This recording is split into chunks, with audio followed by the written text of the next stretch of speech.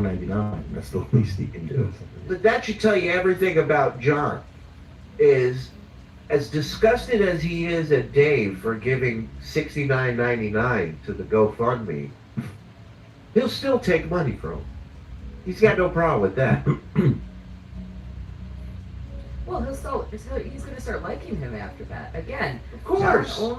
John only cares about people doing nice things to him. He doesn't care about anything else. As long as you are nice to John, then that is the number one only important thing that matters in the entire world. You can talk about his kids. You can talk about That's friends. right. That's right. You should have a menu of how much money you have to give them to talk about said all thing. your mistakes.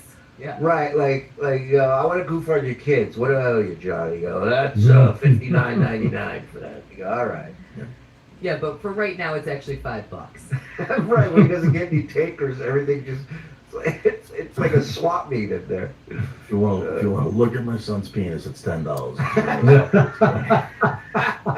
It ain't free.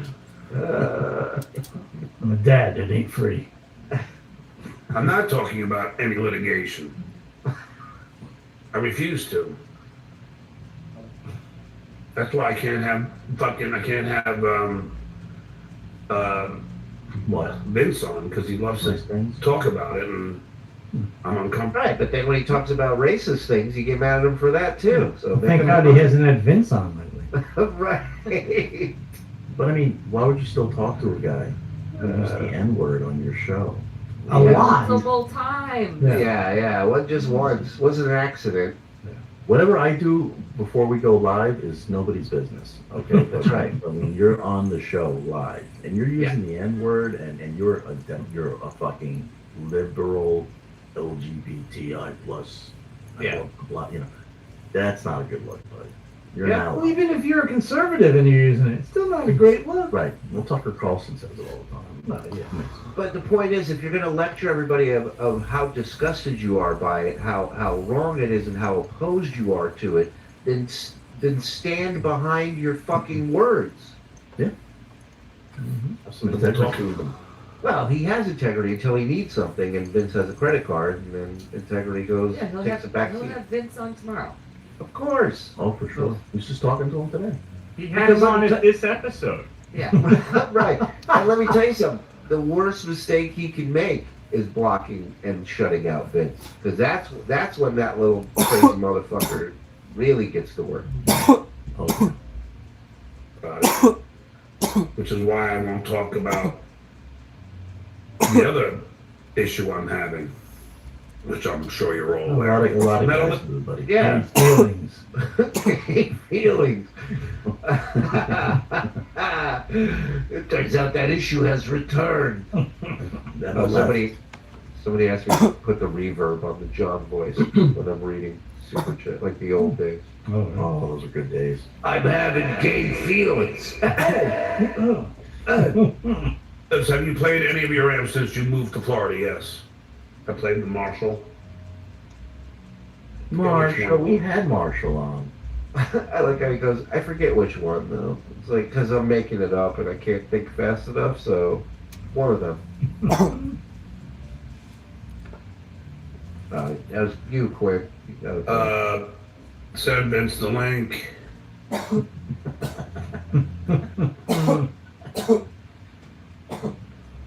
No, he did not obey the rules, Bo Bennington. Bo Bernstein's like, he only said Oriental. John, send him the link. He's fine. He did not do it. He did not do it. So no, I can't get involved in it.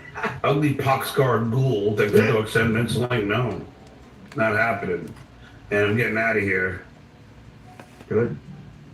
Mr. Messi's assistant, boss is on your side. Send link ASAP. No, I'm just not doing it today. Sorry. Yeah, thank you. God, why would you put it up? I'm sorry. Duke, Don't be sorry. He's the one who put it up.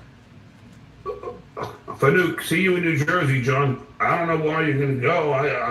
Apparently they just canceled me. I don't know. They did? Whoa, wait, what happened? What was Were this they- from yesterday? Were they canceling? This is from a couple days ago. Oh. Mr. Saw, how much money to send Vince Link? 200. Well, there you go. So it's not going to happen. It's not who I am. It's not what I Yeah. believe in. No, it's got integrity. Oh, $200. We can erase a little bit of that integrity off the blackboard if you want.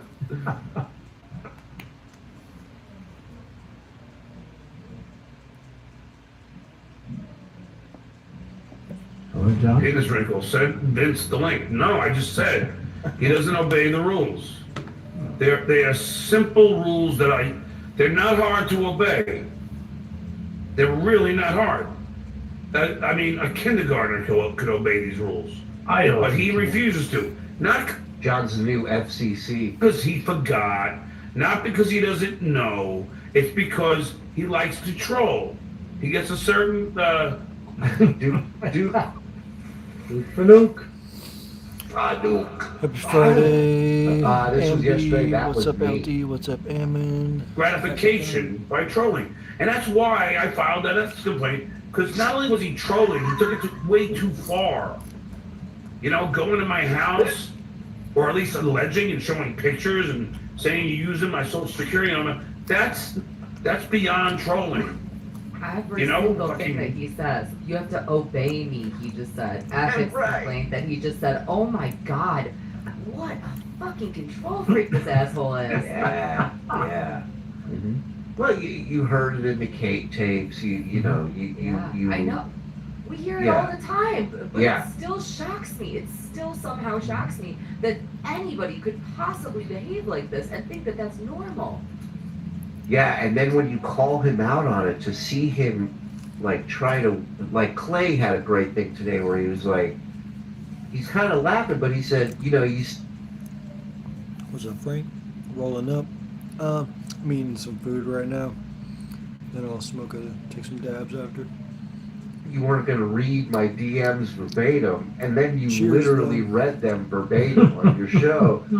And John's like, did I? I don't really think I did that much. And then it's just on to the next thing, you know? Like, nah, whatever. You can't be right about it. Just everything. Just, you know, it got to be too much. Every day it was a new fucking bullshit thing he was doing. Pull scam Sam, send Vince link. Someone super chat me at 50 and I'll send it to him. Oh, Mr. went Saw, how down. much money? Oh, no. Prices are dropping. Oh, no. Yeah, I prefer dabs over flour because flour always makes my nose hella like resonated in my throat. Look, this is 1 minute and 14 seconds ago. It's like Black Friday. Someone super chat me at 50 and I'll send it to him. Mr. Saw, how much money to send Vince a link? 200. How about that? Instead of always $2, you know, just super chat me 50. Mr. Messi's assistant, boss said give Rodney another chance. Give Rodney another chance. I can't do Jack anymore. My voice is shot. Anymore. Oof. Again, someone super chat me at 50 and I won't. Yeah. Well, yeah, I want to hear that again. Holy right. Yeah. Hold up. Jack anymore. My voice. Mr. Messi's. They're cool. But I feel like carts are always more expensive than like regular dabs.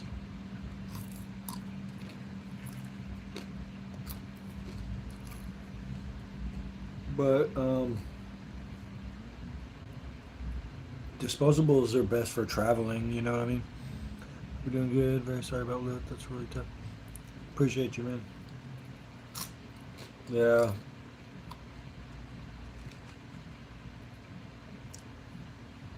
Been trying to stay distracted. Blowing a hole in my nose. Yeah. Yeah, I always try and budget with weed. Get the best deals and shit.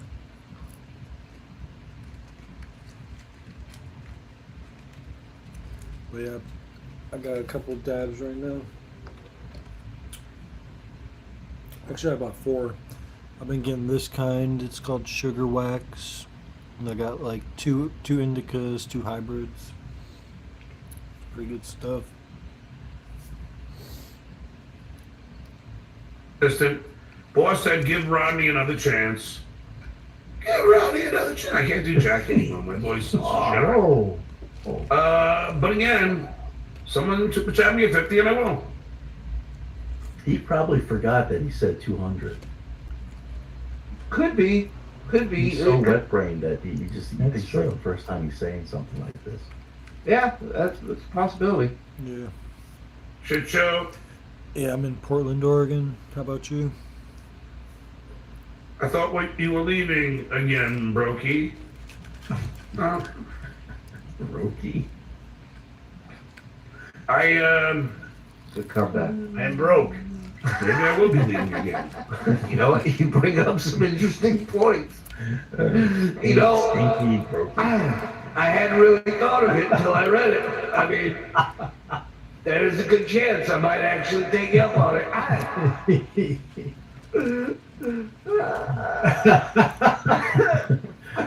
Like I'm gonna put a rope. Strange thing is, I could ever used to lead New Pantaxi Trail. Yeah. I think it's all about your tolerance. Because I used to get kind of like panic attacks or anxiety when I smoked, but it was only like once in a while.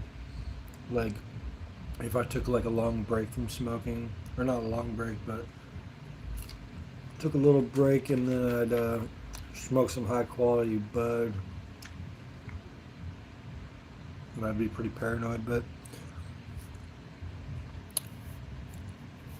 I think paranoia is good for you sometimes.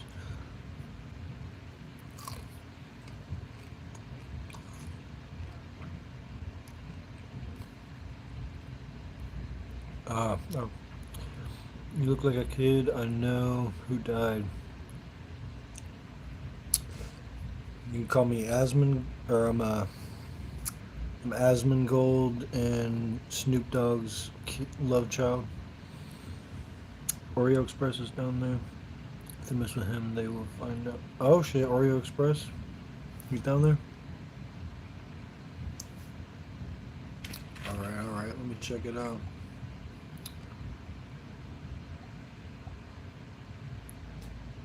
Roki around my neck. Oh, yes, it was bro, and he was like chemoing by this. But again, someone super chat me at 50 and I will. This crushed him. Shit show. I thought you were leaving again, Brokey.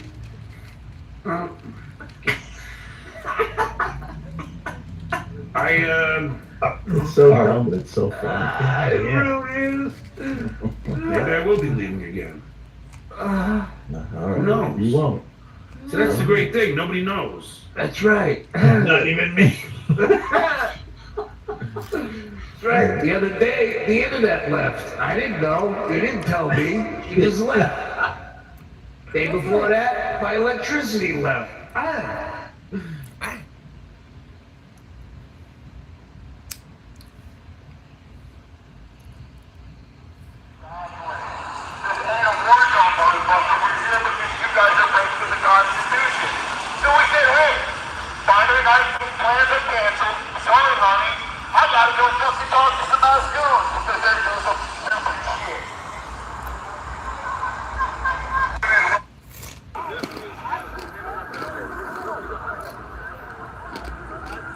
They're still out there with their bullhorns and shit.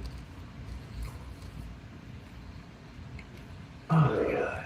That's what I always say about my favorite shows. You never know if they're gonna leave. I would be so happy either way. Oh my god, it's like my favorite show in the world. I don't know when it's gonna be over. No. Yeah. Yeah. Fucking so funny. Every episode of Friends I watched, I was like, "It's gonna be the last one." Are they gonna be friends after this episode? Who knows? And that's the way I want it to be. Good. Because I'm in control. I mean, one day I might just be gone, and then that's it. And then See, Vince is a multi-millionaire, He wants to come on so bad, but he won't super chat $50. This is the. Oh. You're a multimillionaire. You won't put them on. I learned. I think I picked something up today, watching him for a while today. He accused somebody of having personality disorder. Okay, borderline personality disorder. And then I noticed he went to Google it. And what's interesting about John Googling is, you know how Google will just finish it for you once you he will never look up. He stares at the keyboard the entire time and he writes the whole thing out. And then he hits right. Yeah. Check out Oreo Express on X. He's got some footage from 15 minutes ago there. Way he hits the search thing, and then he always has to type something else after that. So like, what the fuck happens when you Google shit? Like, how bad does this go? Wow. Yeah, it doesn't. He doesn't let it autofill. He writes it himself with that one finger. It's his OCD. Can't help it. The guy that said he would fucking. This is the guy that said he would that he would pay me back all the money that he fucking. No, it's Portland, Oregon. Horace McFigure channel on YouTube, also down there. Okay.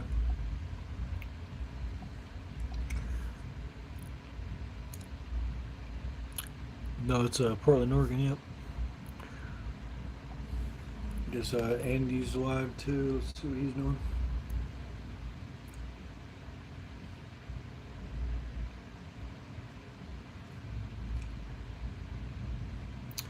Seems like a good dude.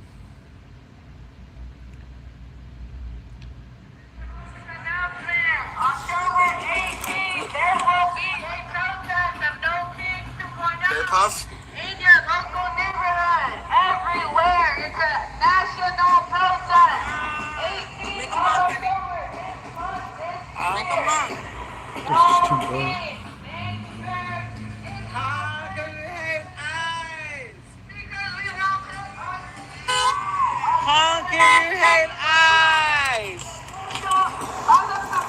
You hope so, Doug? So it's a kind of a small crowd out there tonight. He took from me, Yeah, he also said he broke into your house, stupid. but he has yet to do that. Yeah, he also said he's 5'7". Admit you're Right. afraid of it. Say it. Say it. Yeah, he also thinks he's good at comedy. I mean, the guy's delusional. Not afraid. Yeah, that's what they're at right now. I just don't really want to, do anything that could jeopardize anything that I am dealing with right now. Too Yeah. late. That's not being afraid. It's being Right. smart. Never too late. All right, I'll give you 2 minutes. If you send me the 50, then I'll have Dwarfy on. If not, What did he make of this show? It couldn't have been good if he's still holding on to this. Probably 50. Yeah. Look, but I guess I was wrong. He didn't send in the link on this show. It was the next day for $5. Oh. Wow. So the price really dropped after that. From $200 to $5 in 24 Jesus. hours. So Vince is out of $5 the next show, huh? He had to pay. Wow. then let's get out of here. Because I'm approaching. Yeah, John said Vince's lawyer took money from him. It was a payment plan that this idiot agreed to from that fake lawsuit, and now he wants now he wants Vince to give him the money back. Good luck. What he doesn't understand about Vince is that Vince will spend hundreds of thousands of dollars to ruin this guy's life. Mhm. He'll pay any expense that he can to keep this troll going. And John is in for it. He's in with it. He's like, all right, let's go. I mean, you know how much money Vince spent on rigging up High Pitch Eric's apartment with cameras and mics and speakers and all that shit, just to drive Eric insane. I mean, every time he wakes up, there's jungle sounds playing. Like, it's fucking insane. Some guys buy Lamborghinis when they become rich. You're right. Some guys do that. Other guys commit, damn it. Yeah, they're trying. I heard something like they're trying to get rid of the facility. Something like they want to change who the owner is and get rid of it. While there isn't an exact officially published number, there are at least 24 McDonald's locations in the greater Portland area. By 1963, there are already 6 locations in the city. Pacific Northwest TV is live. PNWTV. Oregon. What's up, Shelly? You should watch the Onion documentary on the Epstein files. Oh shit! I'll check that out.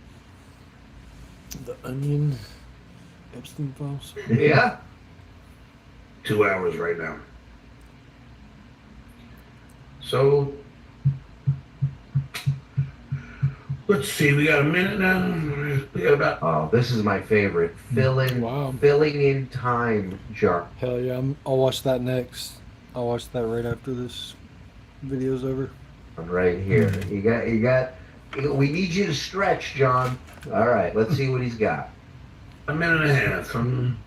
La da dee, la da da, la da dee, la da da. Well, see how that bit. La da dee, la da da, la da dee. We've got super chat enough to buy shoe bells. Yeah. Don't get the shoe bells.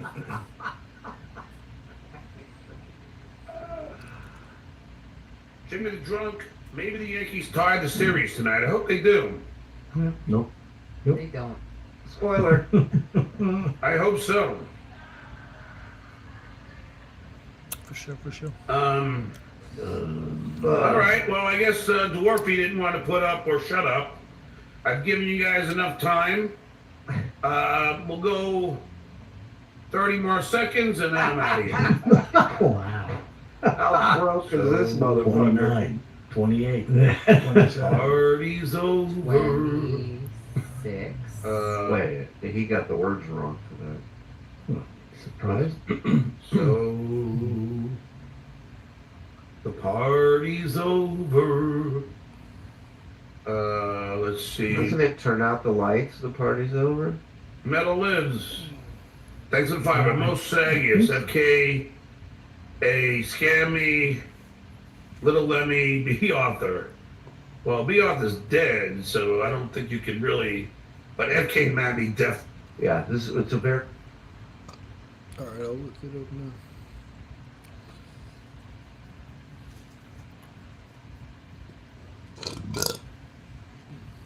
Excuse me.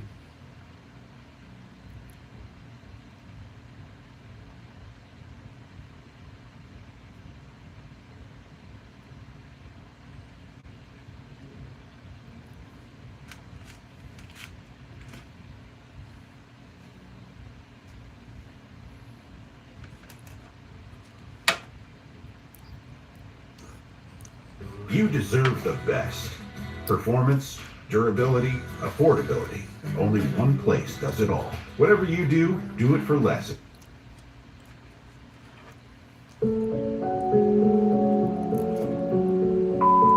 Hey Don, it's Jeffrey Epstein calling from jail again. Sorry I missed you. You're probably busy being the president. Look, I just wanted to remind you that we're best friends, and tomorrow I'm going to tell the whole world that you're a pedophile just like me. Unless, of course, something bad happens to me tonight. But I'll probably be fine. Breaking news tonight regarding Jeffrey Epstein. The embattled financier, once alive, now dead. The story of Jeffrey Epstein is so unbelievable, it's almost hard to believe. I don't understand it. Who was Jeffrey Epstein? How could he get away with this? What did he even do? Know what I'm saying? Is he really dead? Was he ever even alive to begin with? What did he do? Where did he live? Was Jeffrey his first name or was Epstein his last name? How deep does this go? Who is Jeffrey Epstein? Who is Was it his first name or his last Who name? is Jeffrey Epstein? I don't know. Jeffrey Epstein Epstein is in custody tonight. I never had the privilege of going to his island. Some are now saying Epstein might be a pedophile. Could this be the end of Jeffrey Epstein? This will be Jeffrey's last season with the Chicago Bulls. How deep does this go? You are receiving a call from Jeffrey Epstein. I love that song, bro. Juanito knows everything. Appreciate the knowledge. Assassin. Epstein is in the white Bronco and driving to Pedophile Island. Who's in these files?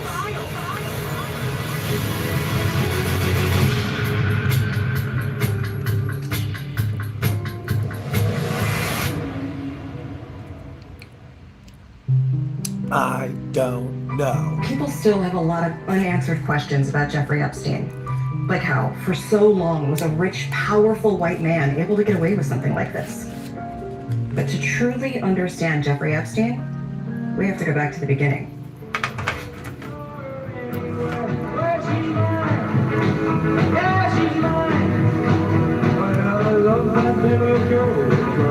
Jeffrey Epstein was allegedly born to his alleged father and alleged mother in New York in 1953. Allegedly. His family raised him to be a decent, upstanding pedophile, and for the most part, he had a pretty normal childhood. He was bright, had lots of friends. He excelled in school where he was surrounded by other underage kids. He really was just your typical all-American molester. Everyone always assumed he would go on to grow up somewhere like Harvard or Yale, but in college, things take a turn for the worse. Oftentimes, when pedophiles advance beyond the age of adolescence, they struggle to adapt to the world around them and all of its societal norms.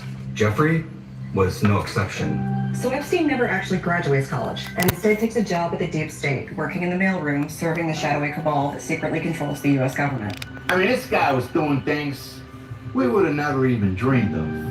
Coordinating elaborate orgies, blackmailing heads of state, trafficking girls from all over the world. He was like a savant. And while working at the deep state, Epstein catches the attention of some extremely powerful men who begin to let him into their inner circle. Billionaires like Les Wexner, who was the CEO of Victoria's Secret, and Bill Gates, the CEO of Microsoft Secret. Through all of this, Epstein somehow manages to surround himself with some of the wealthiest, most powerful people in the world. And this really marks the moment when Jeffrey Epstein, the pedophile, becomes Jeffrey Epstein, the criminal.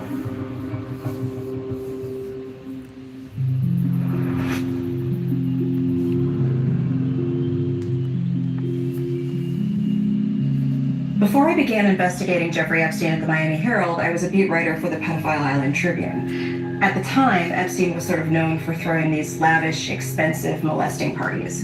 But when I started looking into it, I quickly discovered that I was the only person on the island who wasn't a sex slave. That's when I knew something was off. Epstein was frequently flying clients out to his island. People like Prince Andrew, allegedly. Kevin Spacey, allegedly.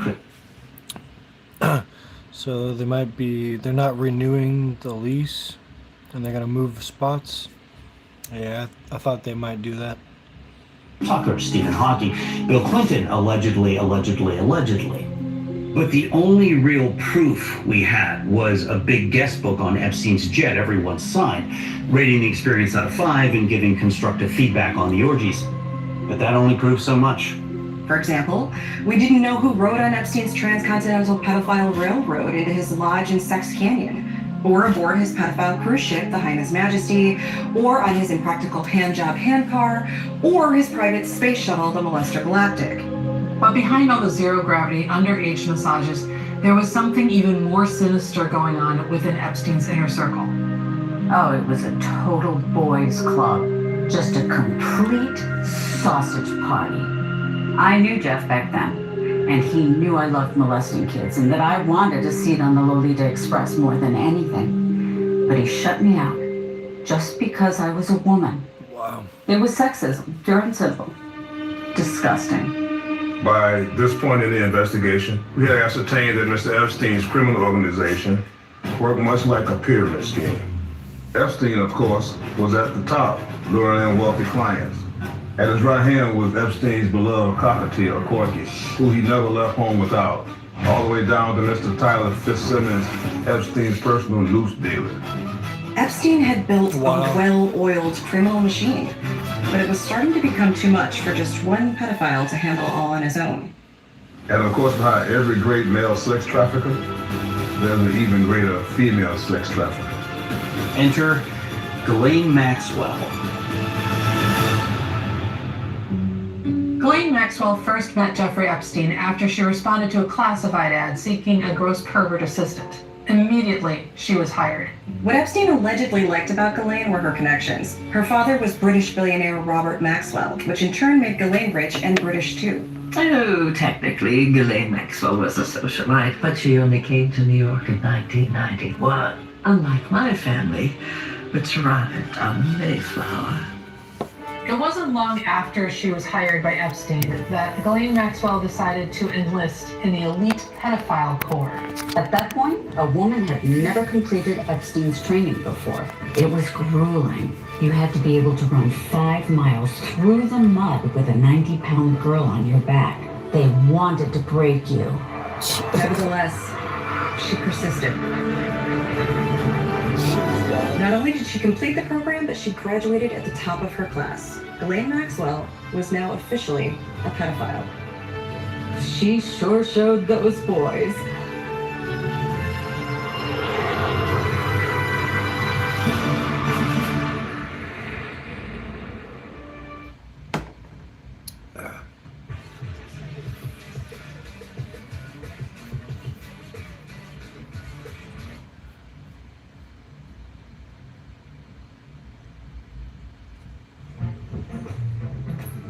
Believe it or not, baby, at University of Phoenix, you.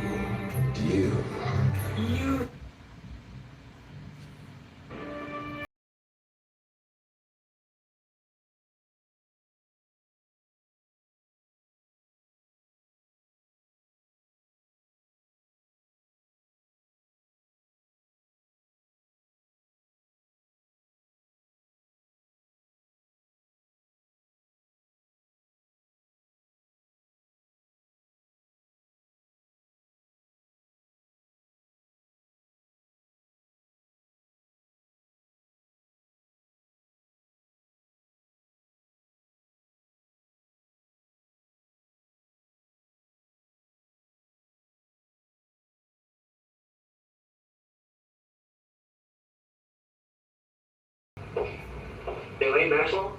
Ghislaine. Ghislaine. Ghislaine. I could have swore it was Elaine. Ghislaine. And how long have you been in prison? 5 years. 5 years? Wow. Do you even have TikTok in prison? No. Oh, you gotta see this. Oh, I love this shit.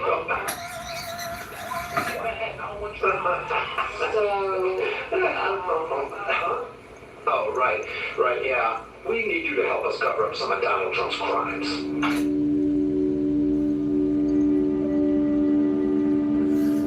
Wow.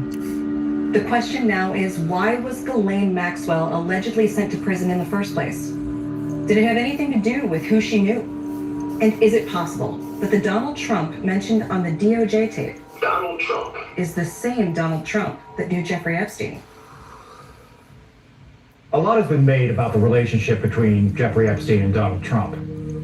But off the court, they were not friends. Trump and Epstein friends? Nah. Their relation. When did Jeffrey Epstein kill himself or get murdered?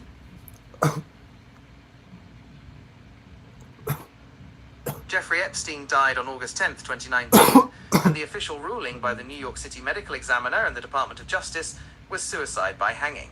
However, Was Trump still president when it was he killed himself?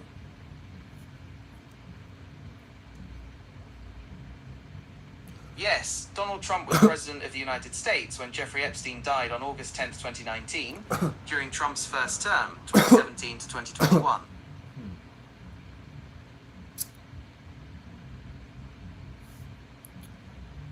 Did they ever catch the guy who killed Epstein? The official cause of Jeffrey Epstein's death was ruled suicide by hanging. Therefore, no one was arrested for murder. However, 2 jail guards were later charged with conspiracy and falsifying records for failing to check on Epstein the night he died. But those charges were ultimately dropped in exchange for community service. It was strictly Yeah, I'm enjoying it. basketball.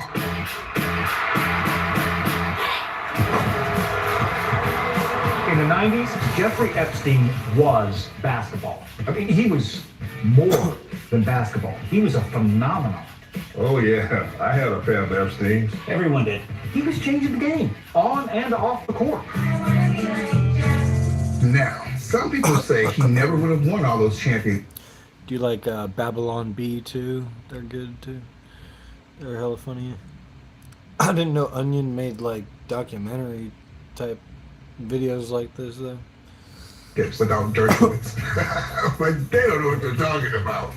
He was unguardable. But if there was one person who could maybe contain him, it was Donald Trump. Now, he didn't necessarily have the offensive skill sets that Jeffrey had. But if you came into the paint on Trump, you felt it. It's the summer of '92. Epstein and Trump both make the U.S. Olympic team, and these practices are intense. Some of the best basketball ever played. Period. Now, Trump's team is beating up on Epstein's pretty good, and Trump yells out, I guess. I'm glad you brought up Anal Pound because I have a song, a great song that goes with that theme.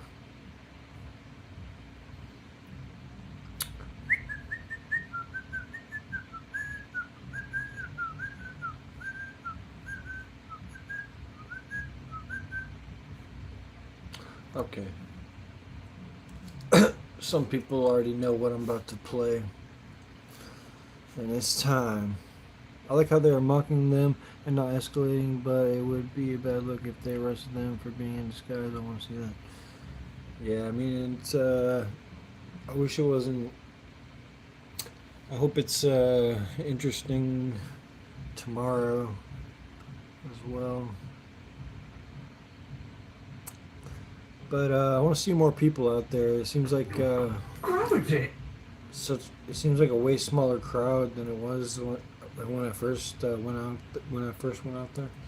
18 naked cowboys in the showers at Ram Ranch. Big herd throbbing cock.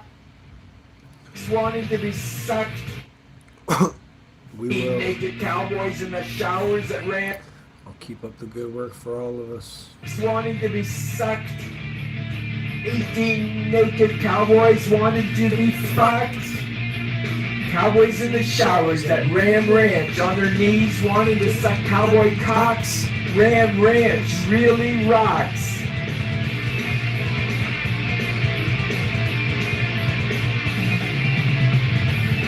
Hot, hard, buff cowboys, their cocks throbbing hard. 18 more wild cowboys out in the yard. Big bulging cocks ever so hard. Oh yeah, a lot of them probably got bussed out to Chicago for their little shit. Cocks ram a cowboy butt like a breed of ram wanting to rut.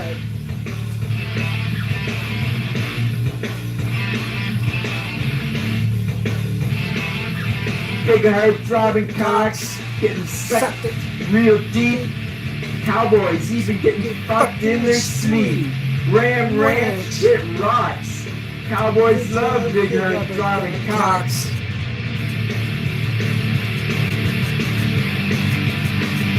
Yeah. 18 naked cowboys in the showers at Ram Ranch. Big herd throbbing cocks wanting to be sucked. 18 naked cowboys wanted to be fucked. Cowboys in the showers at Ram Ranch, on their knees wanting to suck cowboy cocks. Ram Ranch really rocks. Oh yeah. Hot, hard, buff cowboys, their cocks throbbing hard. 18 more wild cowboys out in the yard. big bulging cocks ever so hard. Orgy in the showers at Ram Ranch. Big heart-throbbing cocks, ram and cowboy butt, like a breed of ram wanting to rut. Yeah.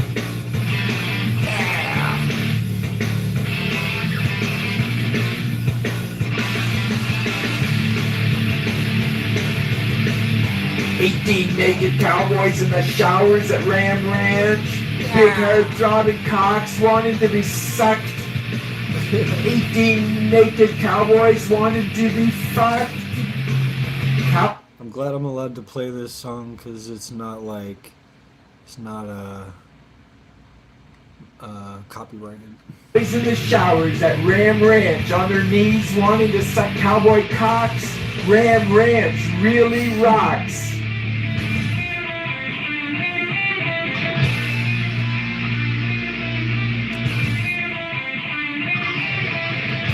Big heart-throbbing cocks getting sucked real deep. Cowboys even getting fucked in their sleep. Ram Ranch, it rocks. Cowboys love big heart-throbbing cocks. Juanito got me started. I blame Juanito. He said, what did you say? He said anal something.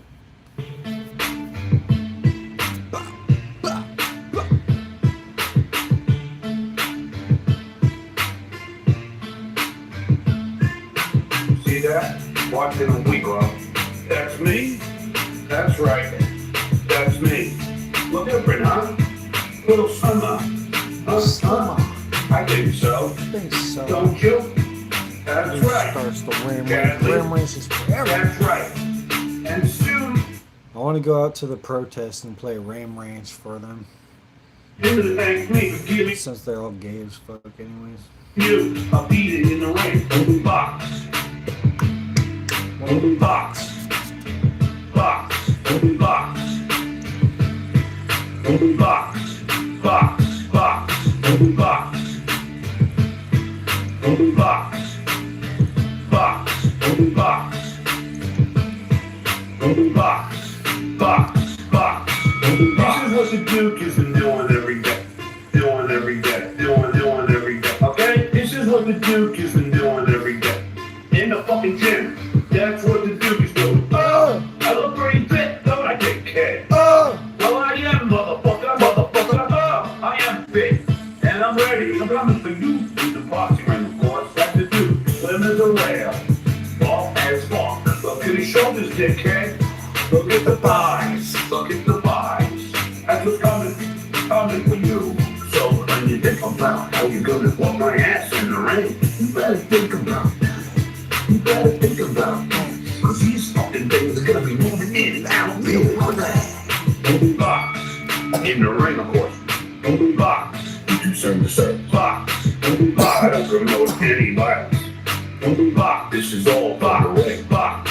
Open box. Some people just, they cross the line. Box. That's the Duke. Box. Open box. The Duke is ready.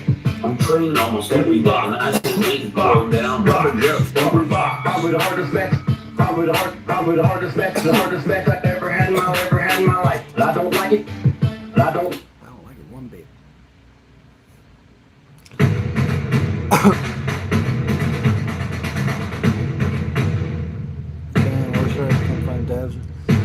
Is MN is which is that Montana? I don't know that abbreviation.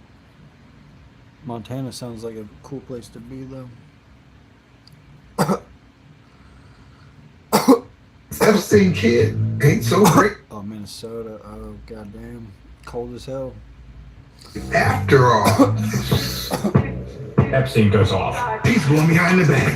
He's hitting threes. He's driving the lane. No one can stop him. Epstein doesn't lose a game the rest of the day.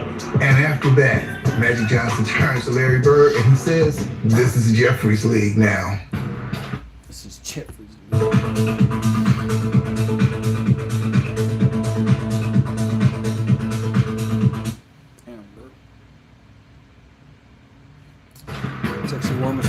Fast forward to 94, Eastern Conference semifinals. Epstein. That's pretty good. Not bad. is in town to play Trump and the Knicks. Now, Epstein doesn't have a great game one, and they lose a nail-biter in overtime. Then, the night before game two, Trump and Epstein are at the same party, and Trump comes over to Jeffrey and says, "Looks like we got you figured out." Looks like we got you Figured out.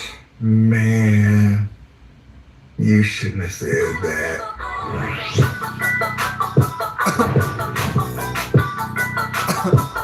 Trump retires in 95, and the two never really speak after that. But a few years later, in 98, Epstein's last game in the Garden, he scores 48 points. And who's in the crowd watching? Sweater season. Donald Trump.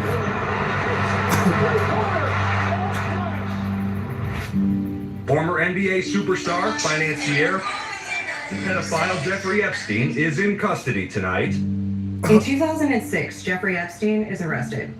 It's sweater weather here already, but we've still had some pretty nice days.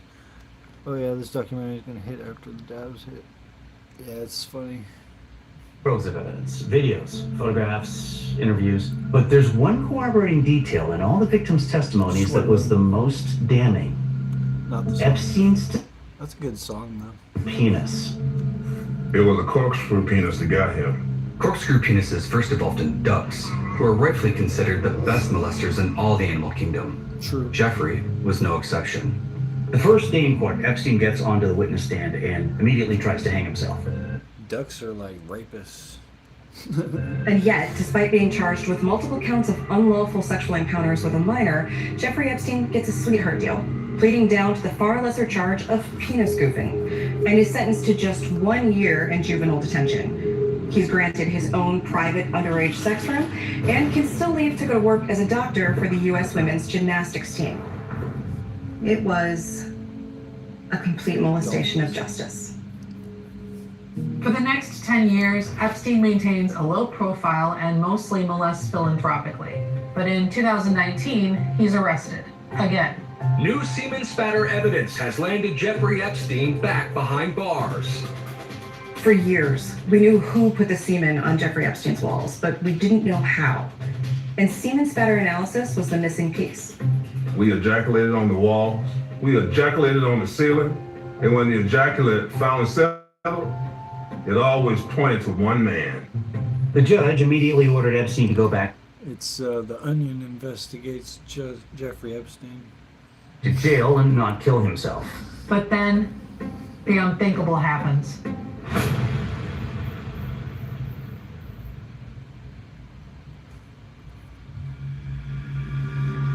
The official story is that while in prison, Epstein died peacefully in his noose.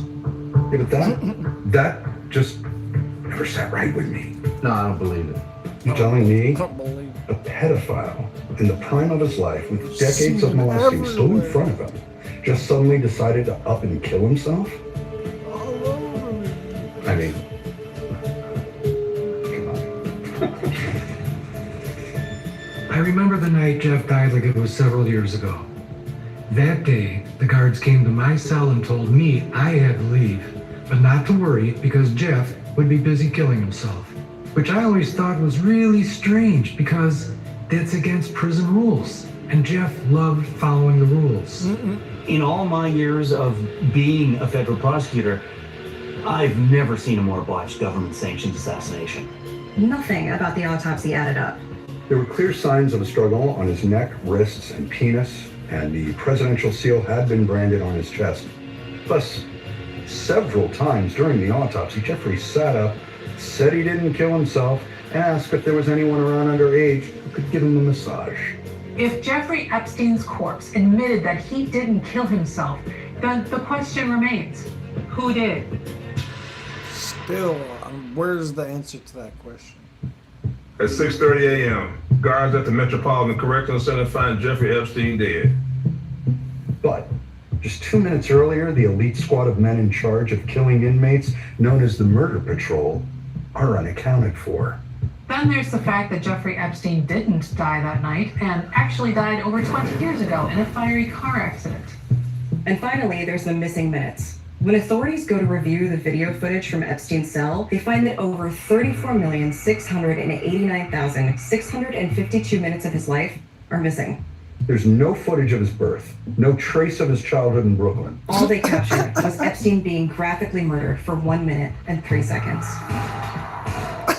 Even to this day, the Trump administration refuses to release the Epstein files. But could it be because Donald Trump himself was implicated? We know that in 2019, Trump signed an executive order to murder Jeffrey Epstein. Then he signs a second executive order to make the murder look like a suicide. Oh, Could shit. Trump orchestrating Jeffrey Epstein's murder have something to do with Jeffrey Epstein's I death? knew it. We may never know. I fucking knew it. Weak, horrific tales from creepy clowns to blinding with monsters. Spirit has the scariest. Recreational marijuana subject. There's still so much we don't know about the night Epstein died, and some things we may never know. But there is one thing we know for certain. The night Jeffrey Epstein died, his soul departed from his mortal flesh and ascended into heaven, where he met God the Father Almighty and his Son, our Lord and Savior, Jesus Christ. When Epstein went to heaven and stared directly into the face of God, it was the most beautiful thing he'd ever seen. And a lot of people thought maybe things will be different now. Maybe he's changed. After Epstein dies, he doesn't even do 1 week in purgatory. Then, poof, he's in heaven talking to God. Does that sound normal to you? Oh. The story of... Dude, this is like a fucking Tim and Eric fucking video. If you've ever seen that. It's really good. It's really good. Hello, what up? It's Shaggy, it's Asmongold, it's Snoop Dogg. What's up, buddy? Jeffrey Epstein is so outlandish that it's easy to see why it lends itself so well to conspiracy theories. But ideas like he was able to get away with these horrific things for so long because he was rich and powerful, and his friends were rich and powerful, and that's how this country treats the rich and powerful, simply have no basis in reality. No, that's not true. No truth to that. No. And outlandish conspiracies like that really only exist to distract from the truth, which is the fact that Jeffrey Epstein Shoot, partner. was a pretty cool guy. Oh yeah, he was incredible. Had bedroom eyes. The ladies know what I'm talking about. He had money, he had mansions, he got laid. Big house. He had a plane. Probably 2 planes. Oh yeah, I was on his plane. It was sweet. He had his own freaking sex island. He was awesome. I would have gone in a heartbeat. Say what you want about him, but this guy had spunk. He had charisma. And I think that if Jeffrey Epstein were alive today, I think he'd be pretty happy with how it all turned out.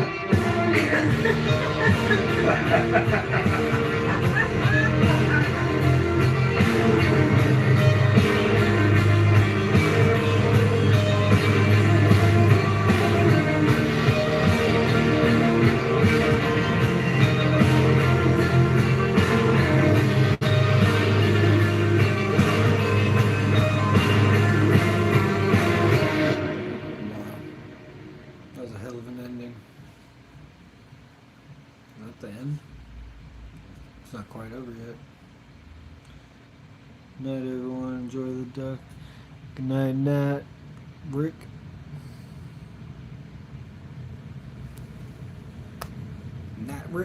Natrick.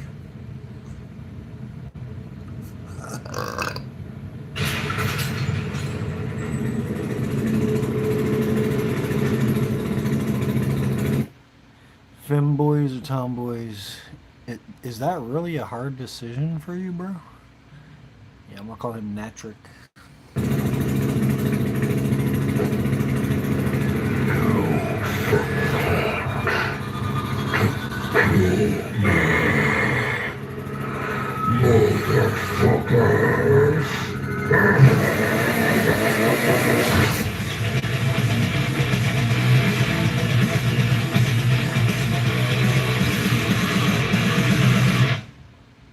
I actually don't know the difference. Aren't they the same thing?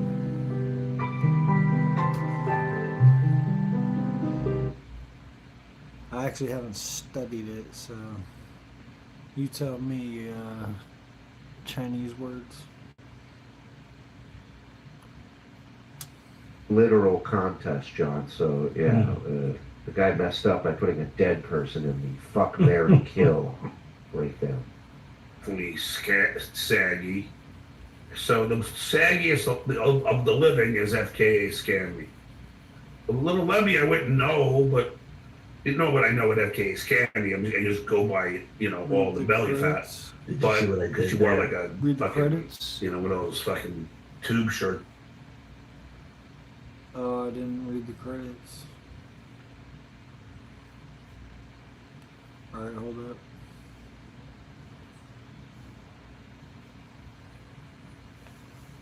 Wait.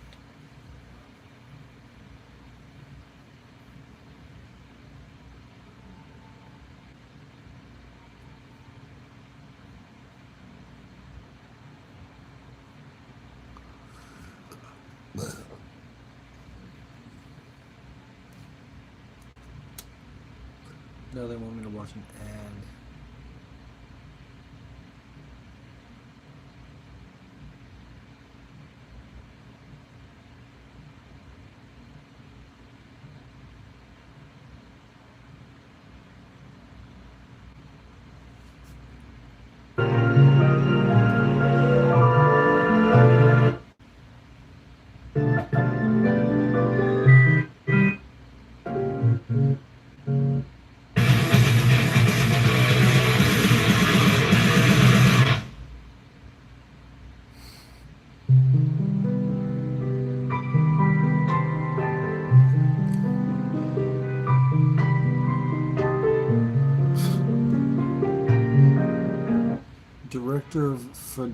Director of Photography, Jerry Sandusky.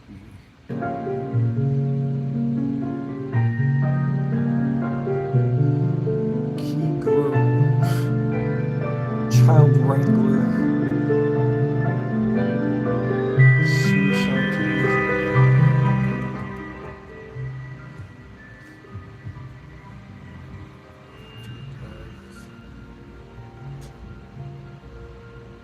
Filthy Ads, Cream Boy,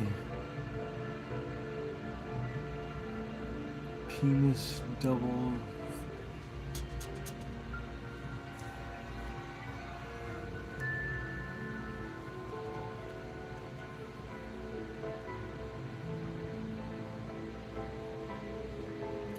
Pedophile Island, Department of Economic Development, Project Veritas, The Murder Patrol, Deep State Assassination Services, LLC, Jared Fogle. No adults were harmed in the making of this film. I need to shoot you.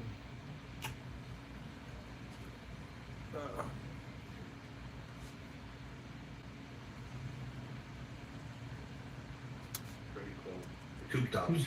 And then, as far as looks, I would say a little Lemmy has FKA Scammy beat by a mile. All right, well, that's it. Let's end on a high note. She's an ugly cunt. Good night, everybody. This is Stuttering John. See if there's a buzzer beater. There's not. Oh my God. Oh my Come on, God. guys. This is like he's selling knives on QVC or something. All right, we got a minute 30 left, and I'm throwing in a katana sword. For $1.99, I'll say trans people suck. Please. No, it doesn't It's like a little kid going, little kid, going, I'm running away now. Yeah. Right. Follow me. Right. Don't follow me. This is Stuttering John saying,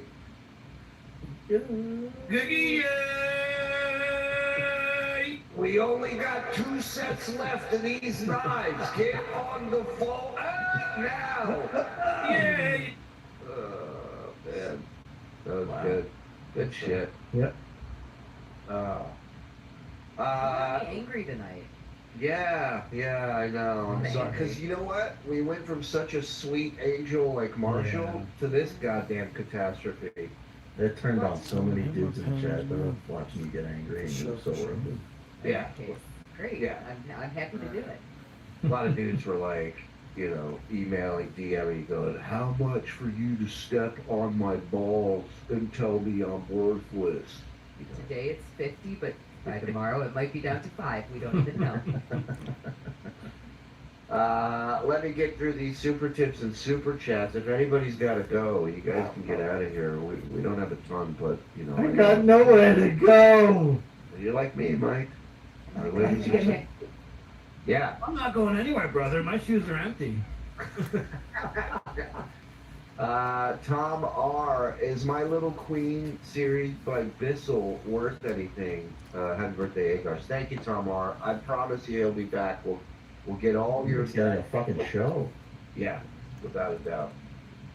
Oh, True Brad. From nose is fake true nitro. Writer. BB break Mirai heart. Oh, Harold Marshrar. How are you, True Dre? Marshall, don't talk to these guys. They are terrible human beings. This show is not a kids show. It's a show with bona fide rapists and criminals. Stay away from them. They will only cause you grief. Shut the fuck up. I'm tired of his energy drinking. Fuck, Johnny. You know what to do. You know what to do. Yeah, MJ, only you and the caffeine man have a problem with the boys on here. Everyone here is great except for Mike Morse. He's a giant piece of shit. He is a criminal and he's into dendrophilia. Sounds like an industrial carpet cleaner, but I have a friend that's into that. It's when you fuck plants, right?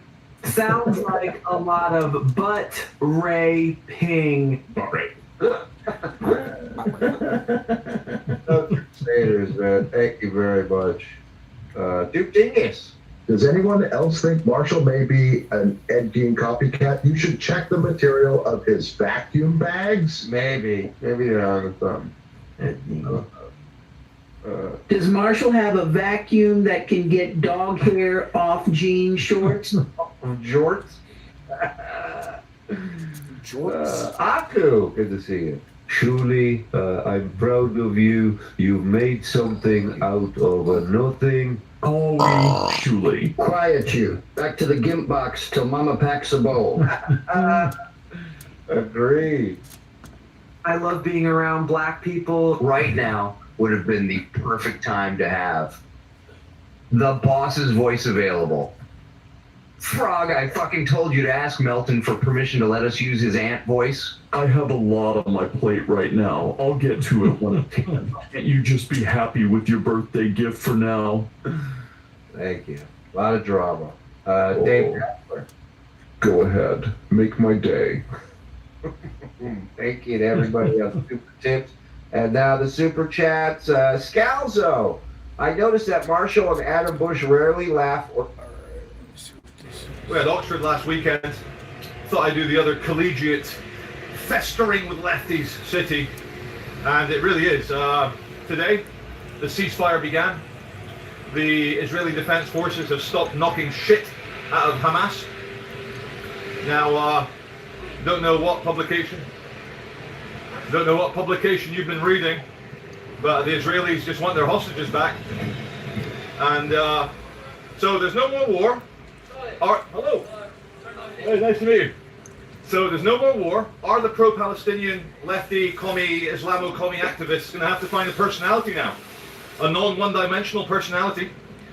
They can always fall back on their gender. But no, ceasefire is not enough. Peace in the Middle East is not enough. They're angry that Donald Trump has brokered it.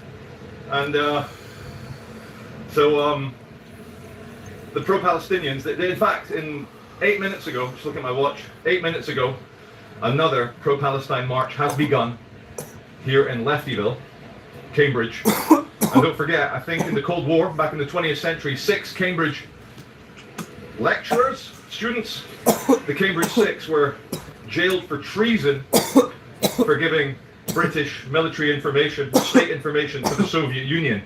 So it's festering here. Let's investigate. Here is...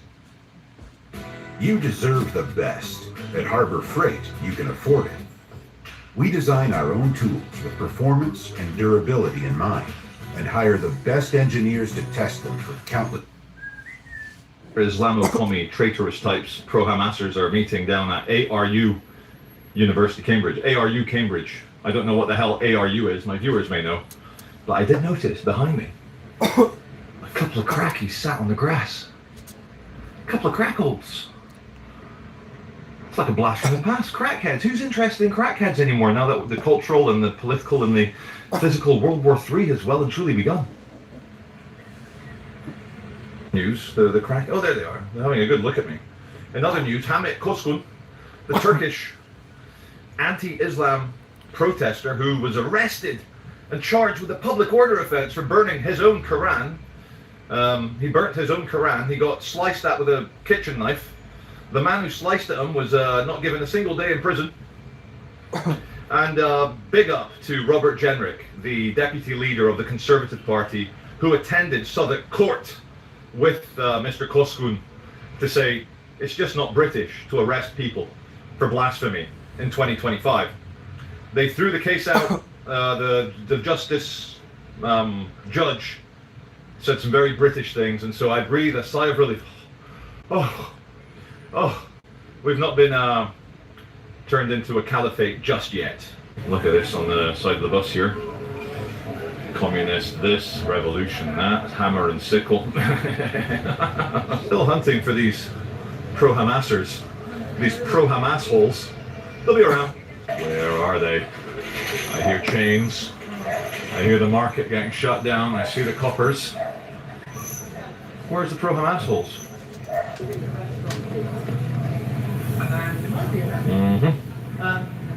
More drinkers. What bus station in the UK would be complete? Hello, mate. How are you? Okay. No bus station would be complete without some drinkers. Let's see what we got here. It's a distinct lack of pro-Hamassers at the moment. So let's have a little scan down here.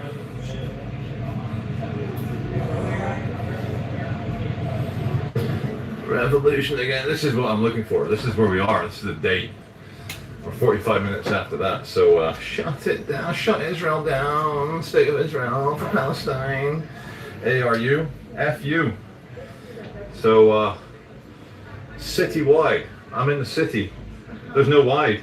Who remembers a year and a bit ago a previous Cambridge video where next to the magistrates court, inside that Barclays, all the tacit pro-Hamas went in and lay down. They did what they call a die-in. They pretended to die on the street to protest what they allege are Israeli crimes against Hamas. Oh no! And if you remember, I went in and challenged the staff and said, why are you allowing pro-Hamas to just lie down and use your bank as a stage? And they were like, no comment. Here's the other side of the bus station. And more flying again. Nothing's getting shut down. Yeah, BBC's been doing this live video feed of the ocean. I fucking love it. I hate the ocean though. I'm so scared of the water. Who wants 2K to gamble online with Kai Cenat is giving it out for free. Instantly get 2K. Damn, bro, sign me up.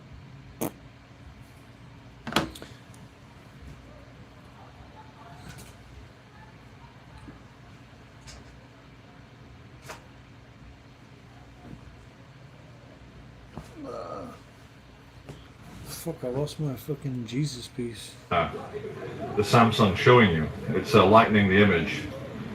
And the security apparatus. Great. It's, in collaboration with digital ID, you can keep the middle classes well controlled. But your feral street thugs and your undocumented illegal migrants who suddenly, magically, the moment they land... Yeah. I hate I don't trust the water. There's too many creatures in there. Official asylum seekers. They'll just bite a chunk out of you, man. Yeah, true. That's what's up. Thank you, Holly, for telling us about it. None of this expensive technology will do a piece of, do nothing for them. Won't do shit, I'm trying to say. A viewer, friendly guy, had some nice rings, big silver rings, like a pirate. He's like, Charlie, have you filmed the blood? I was like, already on it. And he goes, it was a stabbing. I was like, no way, in England, the stabbing? No. And he goes, yeah, it made the Cambridge Evening News. And that's where we're at, even in the posh, look at that, at King's College, even in posh Cambridge. They don't even bother mopping up the blood. Why? Because it just get replaced with new blood. Old blood, new blood. It's just a little friendly little stabbing. It's not to kill, just to you know, just. There he is. Here we are in the main drag. Stabbing, just over there. Stabbing. And the security apparatus everywhere, as if it works on feral people with zero impulse control. It's to control you, viewers. It's to control these posh guys from good families. It's to control this guy here looking at the map. It's to control everyone. Control Bike Man. Control whoever goes into this nice building here. Or over there. This guy here, not for him. He's got no impulse control. There he goes. One of God's own prototypes.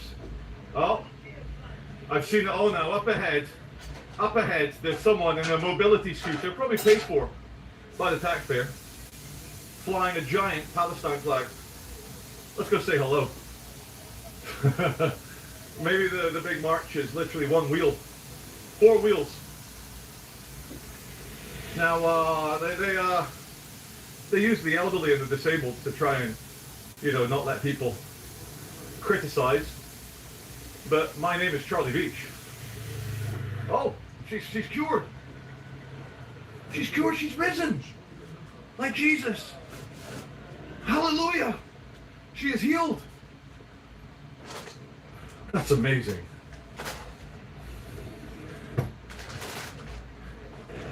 Sorry, I had to restart the camera there. You'd missed nothing. Hello. Free Palestine. From Hamas. No, I know. I wouldn't do it otherwise. No, but there's been a peace treaty. The Jews and the Arabs, there's peace in the Middle East. So why are you still doing your thing? Why? No, why? I'm asking. Why are you still... I'm not going to bite on you at all. I hope you don't bite, but why are you still supporting Hamas when there's a peace treaty? Why are you supporting Hamas when we have peace in the Middle East?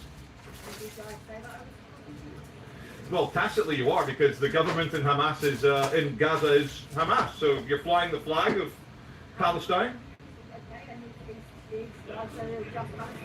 Well, I mean, I'll give you 10 points because I know it. Who's the leader of the Palestinian Authority? Hello, mate. Who's the leader of the Palestinian Authority, madam? Who's in charge in the West Bank, in Jenin? Fuck.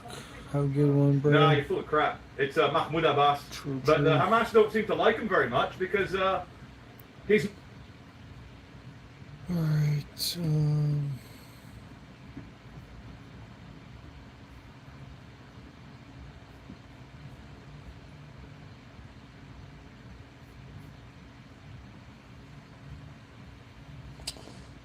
I can't find my fucking Jesus. Oh, I just found it all of a sudden. Bro. That is the weirdest shit ever. I couldn't find my fucking Jesus piece. And then all of a sudden it just fucking appeared. What? That's trippy.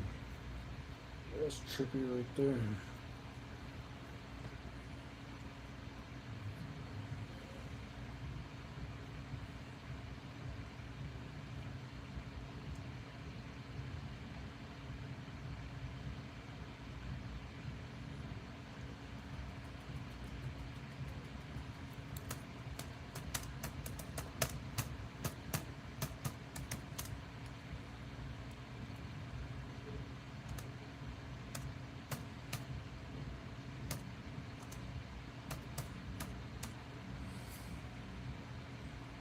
Dab rips for Jesus.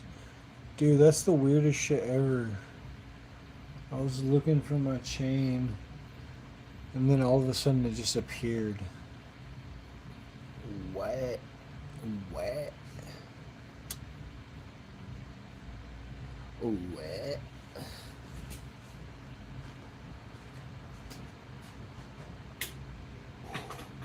Help reduce plastic landfill waste with San Francisco Bay Coffee.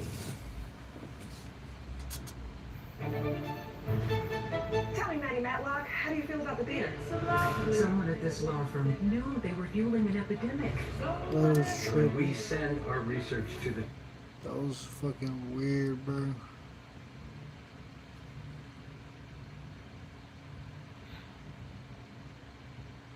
Jesus just came back to me magically. Magical.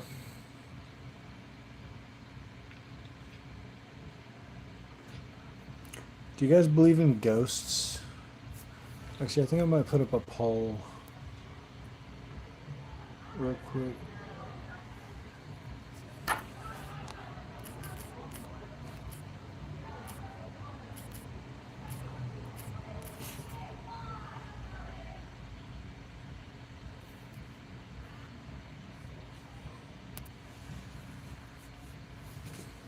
Hi everyone, this is Libby Emmons. I'm filling in for Tim Pool this week on Culture War. I'm really glad to be here. We have a great show today.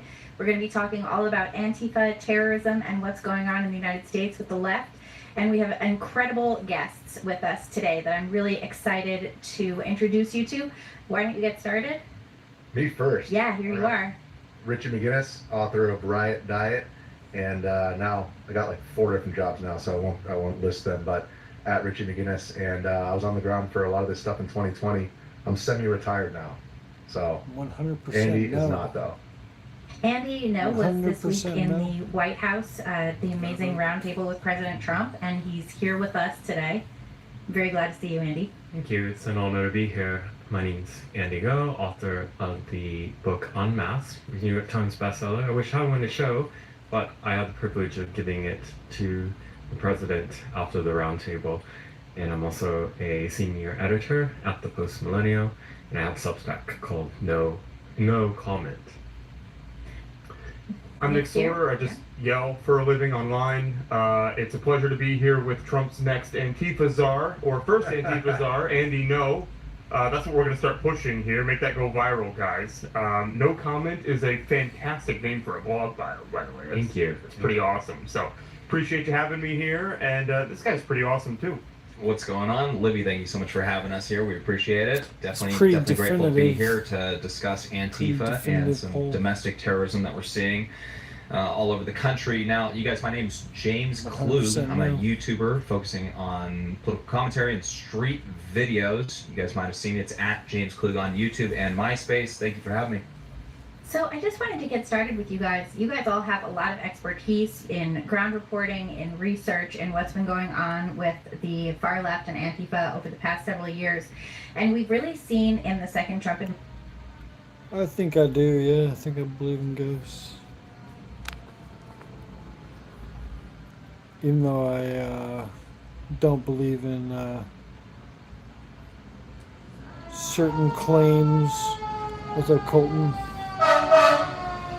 A big focus on this kind of violence.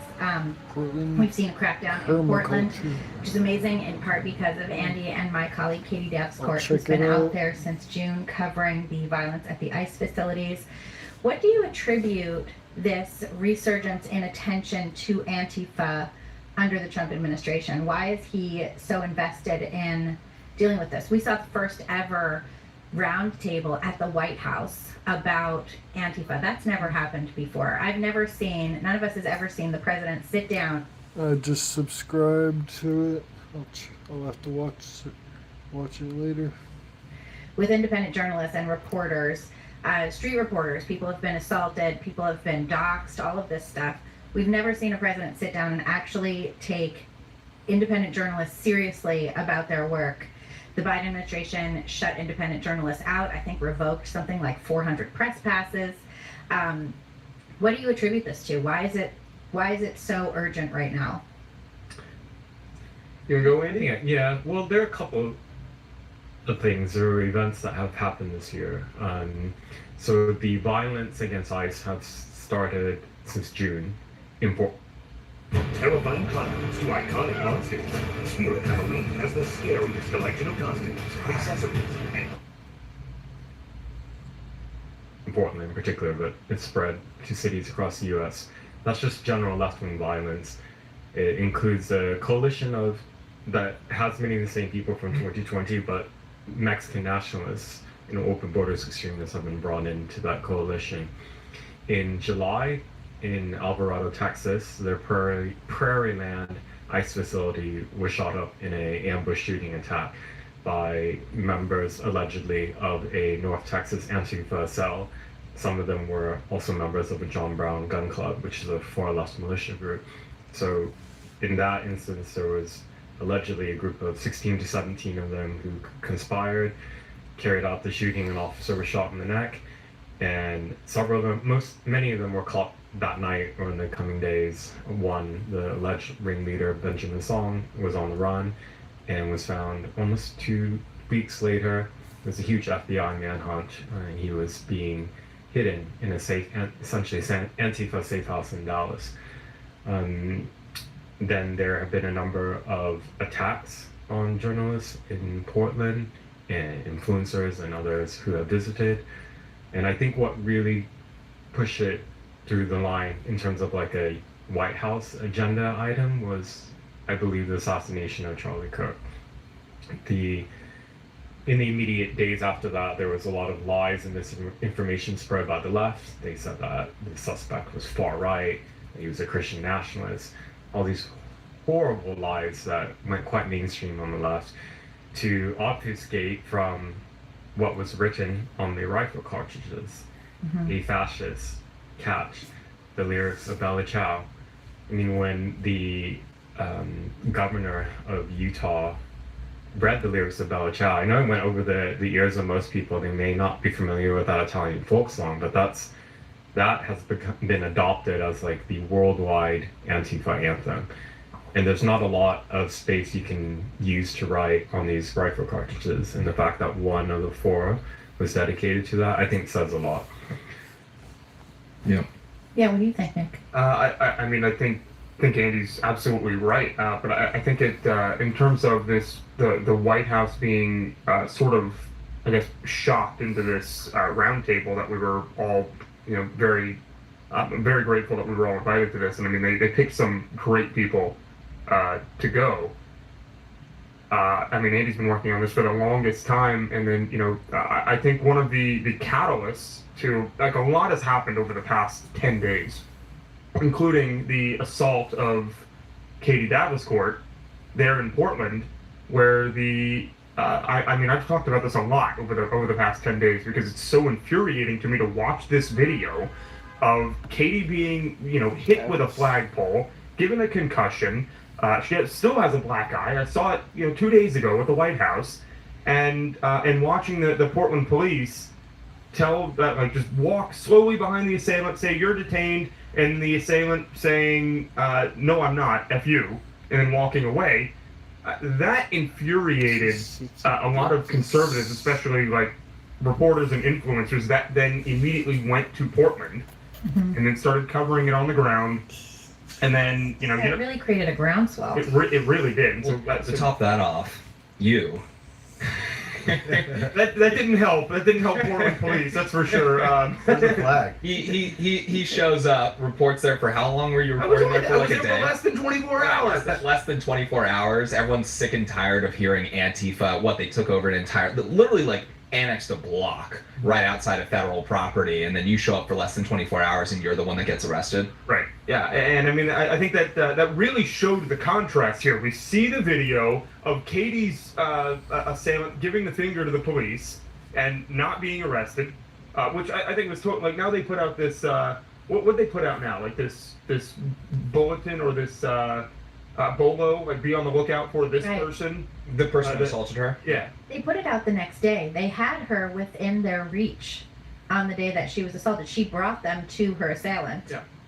He had in the her. safe house. They knew exactly where she was. And then he walked away. He let her go. And then literally the next day, they put out a a thing, you know, like, help us find this person. It's like, you know where she was, you knew where she was yesterday. Also, it doesn't even matter with that specific group being all black bloc necessarily, because 95% of them are just unfortunate shapes and sizes, to where you can pretty much, like, Andy know, you ask Andy know to identify somebody based on the shape or size, and he'll be like, yeah, that's this individual, they have this rap sheet of arrest reports and all that stuff. I know it's pretty early on in the Trump administration, right? What, 8 months? 9 months? 8 months? Yeah. Well, 9 months, whatever. Something like Anyways, the reason I'm saying that is because, yes, it's still early on, but I do think that this roundtable pointed at a common trend that we're seeing. The status quo is over. You know, we're sick and tired of seeing that these militant groups can just assault journalists and conservatives with impunity. Nobody's going to do anything about it. Yeah, sure, local leaders obviously aren't going to do anything about it. In fact, they're probably just going to arrest you for showing up and reporting on it. But, you know, when it comes to the actual federal government, they're going to put pressure on leadership to actually do something. And if they're not going to do anything, they're going to go and, you know, make moves on their own. And you can feel that on the ground. Andy, I don't know if you kind of noticed a little bit more of a taming or Antifa, just they're not sending out their most insane troops. And if they are, they're probably getting arrested and getting slapped with federal charges now, you know. But it's really different compared to 2020 and 2021 for sure, 100%. It's a different vibe on the ground. And I was only there, I know, for a couple days recently. What was that? It's tamer than it was in 2020? Oh, right now, yeah. There's no leaf blowers. They don't even have leaf blowers yet, let alone the metal saws they used to saw the fences down. I think that's why we're seeing it, though, because Trump administration in 2020, you know, sent in the DHS troops, which is kind of the equivalent of the ICE now, to defend the federal courthouse, and they were, you know, only able to protect that one little area surrounding the federal courthouse, and it persisted for like 150 days. Right. I think now they're preempting that and saying we don't want to end up with another Chaz. But Yeah, I actually remember the day that Andy jumped in and was like, well, it's been 100 days. Yeah. 2020 outside Portland Federal Building. We saw Katie and Andy in the Chaz as well. Katie went in there with the American flag, and she effectively was assaulted when they ripped the flag away from her.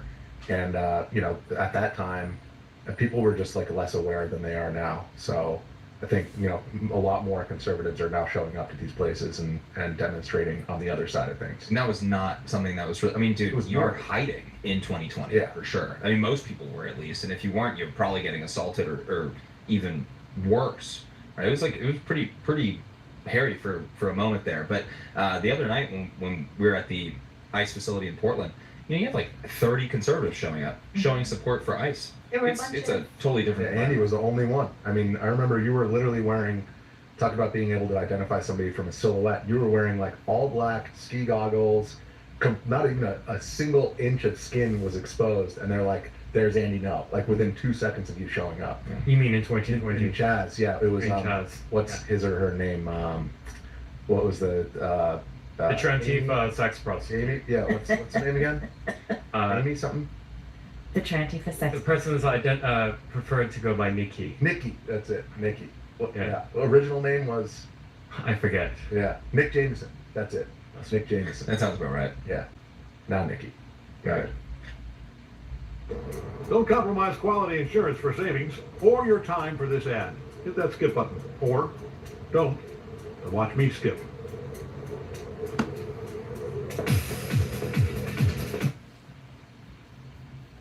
Yeah, they would go after you. I mean, geez, dude. Yeah, it's changed so much. They would go after you if you had a cell phone in your hand. You weren't even recording. If you were holding your phone like this, they would say, open that up. What videos have you taken? Show us your social media. And it wouldn't just be like one guy and you'd be like, okay, get out of here. Come on, bro. It'd be 10. It'd be 10 people surrounding you and you were the only person that was there, basically. That's something, yeah, I remember the reporting on that Antifa militants would prevent people from reporting, prevent people from recording. There was a... I'm watching a Cultural War with Tim Pool today. They had Andy No on, and James Klug, and Nick Sorter, all at the same time, all talking about Antifa. So that's cool. Thing about basically Antifa. What you up to, Kim? How's your day been? Somehow got Oregon to stop releasing mugshots, right? Based on your reporting. And that, I I'm mean, disappointed. I'm not going to be able to see my mugshot. right. That Oregon will not release the Did you mugshot. Maybe request they'll that? release it. I guess I have to request it. I assumed it would be online somewhere. Like by the time I was out, I thought people would post it.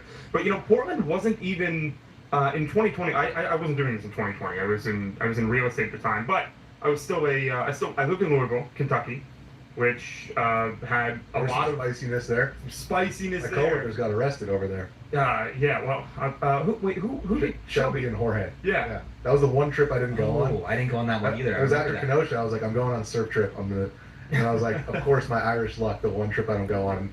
I'm like, oh man, Jorge and Shelby are in jail. Oh, how many? Yeah, I remember that too. They get like top.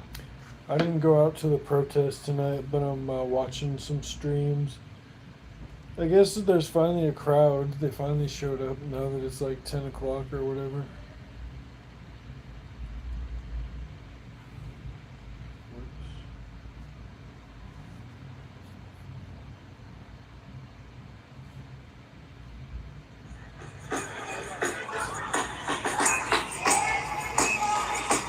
I would just like to know what ones personally you push through.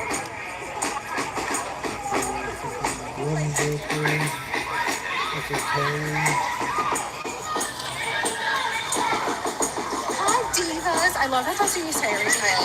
A freaking calling card when you come in is so great. Yes, Los Angeles Music Festival.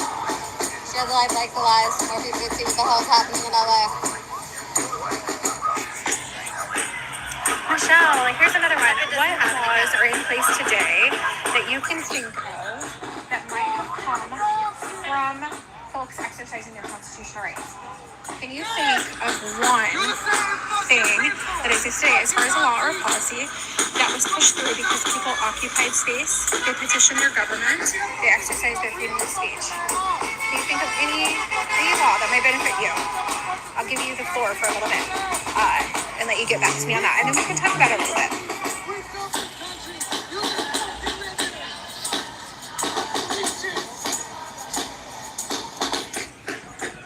Hey, Sizzle said not like this. Do you want to talk about some of the major laws or policies in place that might influence you today or benefit you in some way or another that did?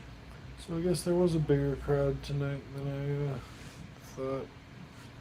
Bus. Oh yeah, they were. I found out from Jorge's Instagram story. Somehow they let him have his phone, and he's just like handcuffed to another guy. He's like, "It's in jail." I was like, oh. I have heard. I've not been to this jail, but I know that I've heard horror stories about Metro corrections down there. But I was in downtown Louisville, right near the courthouse. They're doing all these Breonna Taylor riots, and it was just the courthouse had no windows anymore. They'd all been blown out, and I'm just walking around like wanted to document it from my personal Snapchat. That was it at the time. And I'm going around and I'm video recording, and they chase me down the block, they corner me, and they hold me at gunpoint for my phone. At gunpoint? At gunpoint. Who were these people? They ended up being arrested after, because I ended up like hitting the gun out of his hand, which was really stupid at the time. Well. I wanted my phone though. I didn't have any money. Though. So it's like, I didn't have much to lose. But I jumped the fence, and they did this in front of the 911 call center, is where this happened, down in Louisville. And the only people that were there were EMTs that had radios. So they were able to radio, but it took the police 10 minutes to get there because there was a 2-mile no-go zone for police in downtown Louisville. And it still never recovered down there. Why is there a no-go zone? There was a no-go zone in 2020. Yeah, why was there? Summer of Love. Because of all this stuff? Yeah, because Breonna Taylor, Yeah. I remember Breonna Taylor. And speaking of that, I just want to say this while we're on that topic. Brett Hankerson, who was one of the officers in the Breonna Taylor raid, is now sentenced to, I believe, 4 years in prison, and I think he reports like Monday. So that's crazy. So I think I'm gonna be doing watch for that because I don't think that guy should be. I think he was recommended like a day in jail by federal prosecutors, and the judge was like, nah, he's getting 4 years. Mm-hmm. I'm forgetting kind of a lot of the specifics about that case, but I do remember. Rue was picky about everything until I found Fresh Pet, and now it's his go-to every time. Steam cooked, fridge fresh, Picky Pup approved. And as his pet parent, that's the peace of mind I've always been looking for. Fresh Pet, fresh ingredients nutrition they need.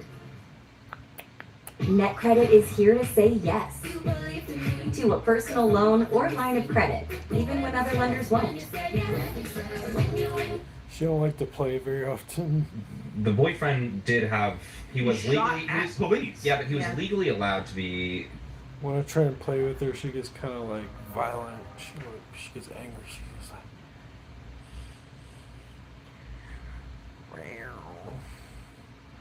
I wish I could. I'm hyper. I'm allergic. Damn. They rub their belly. They truly trust you. Yeah. Like have a firearm there. It was all legally owned, and I don't believe he knew. And it seemed like he had a decent case for. He didn't know playing they were devil's cops. advocate here. He didn't know they were that cops, they were is what he cops. said. Right. They were definitely involved in some. It seemed allegedly involved in some like drug activity or It something. was like her wasn't it? ex-boyfriend apparently was involved in something. They thought she was involved in as well. I don't know if she was. And so this is what I remember. So don't quote me on it. No. And then they came after her. He shot at them. He shot at the cops before they came in. They opened fire before going in. She had come out of the bedroom, and I believe was struck in the hole. Yeah. That's good. Way. Mm-hmm. Yeah. This is what I recall of that case. Yeah, I mean, there was that whole lie where they said that she was, and I mean, I mean, I like she shouldn't have been killed, Right. for sure. But so that speaks that whole thing in 2020. You had Antifa and BLM, right? Yeah. And so Antifa was essentially, was it Antifa using BLM or was BLM using Antifa? It was Antifa using BLM. Yeah. And now That was mutually Antifa, beneficial right? to one another. And now Antifa is using Mexican nationals and drug cartels. or PS, like Party for Socialism and Liberation. So like, there's two different arms of these protests. Is you have the organized side, which is forward facing. They have flyers and all that. Antifa will do flyers, but like in DC, for example, or around the country, you'll have the No Kings protests. Yeah, that's Those are coming up. sponsored by places October like 18th. PSL, and then you look into their funding, and it's just like any other, the Muslim Brotherhood or radical Islamist cells around the world. They'll just rename themselves. So now you have Indivisible, which is funded by the Open Society Foundation, George Soros' foundation. They give $1 million, and then Indivisible was funding the signs and the transportation for these protests. And then Antifa then takes this large gathering and uses that as an opportunity to then instigate police, use that as a power vacuum. And yeah, so it's like symbiotic. So funding is a huge part. Oh, go ahead, Andy. Well, I wanted to sort of recap 2020 because 5 years ago to me seems like I remember it very clearly stuff's on the ground, but maybe some people at this table weren't even in the news world then, and those who are listening and watching, that was a long time ago. The riots were so sustained, violent, and organized. I cannot overstate that. Like in Portland, I saw it in Seattle in particular. They had I gotta feed her real quick. like brigades within the riot mob. So right now, people might be after some of the people at this table went to Portland. Now the national media, even the international media, they're showing up and saying, "Look, it's completely fine at 12 in the afternoon outside the Portland Ice facility or at night." They're never there at night. Never. They're showing up at night now, but they weren't there when things were really bad before. So a snapshot of one night can be misleading from these the legacy media. And they're capturing footage of like people in these animal costumes. There's one, his name is Seth, who's been wearing the frog one, and it's meant the costumes it serves a propaganda purpose. Like it's meant to make on a photo or a short video clip, it makes that demonstration look like a family-friendly children's type of event. Nothing dangerous. Don't think about the violence that happened before. It kind of whitewashes everything that has been happening since June. In 2020, Antifa, they used a similar tactic. They didn't use costumes at that time. They had their female comrades wear these yellow shirts, and they recruited women leftists to come and stand at the front of the riot, and they hooked arms and they called themselves Wall of Moms. Frontline Right, moms. with the yellow shirt. Frontline Yeah, moms. shirts. And what I saw, I recognized many of them. So they weren't in black blocs, so they were wearing masks, but you could see their eyes and hair. And I recognized them as these are the same. Some of them were were involved in violent militancy in the other nights, and surely enough, when the cameras weren't pointed on them, some of the so-called Wall of Mons people would go up and try to tear off the plywood that was on the U.S. federal courthouse. So this was a literal insurrection against the U.S. government. People would throw in explosive devices, bombs, and Molotov cocktails. They try.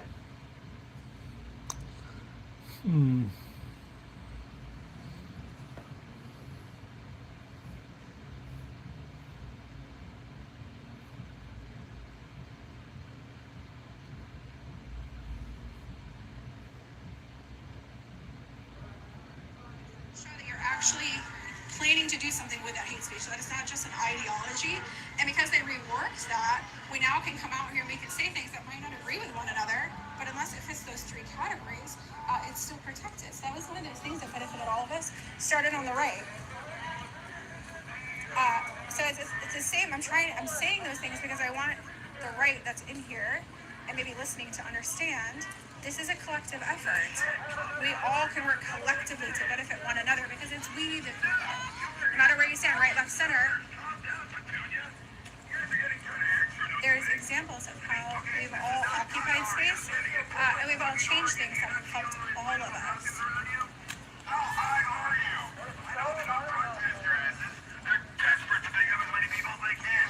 As it says, you were like, read a book. It's not my job to educate you. I'm doing it for free. And if you don't like it, then you're a lost cause. And I can just skip right over you because that's how insignificant you are to me. Also, you're the kind of insecure little incel twit who decided to grow up and become these weird ass Nazis. Don't fucking win yourself. Marshall.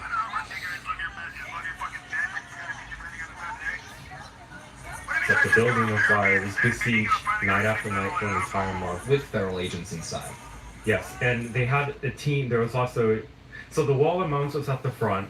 These were the human body shields, and that's where all the cameras would face them. Behind them would be the people on the black bloc who would throw the projectile weapons. And they brought things that were meant to look not very dangerous, like a water bottle. Well, the water bottles were frozen. What do you think happens when that's thrown at somebody's head with force? They had lasers, so it looked like, oh, cool, a laser light show. No, when you have 50 people directing these lasers at the eyes of an individual officer, you get injuries that can damage the eye permanently. And there were dozens of federal agents whose eyes were injured. And on the laser subject, right now, an Antifa blog in Portland has put out flyers and put out posts online calling for their comrades to try to aim all their lasers at the pilot that flies the DHS helicopter over the ice facility. Are these like the Blackhawks over the... Yeah, so they're trying to call...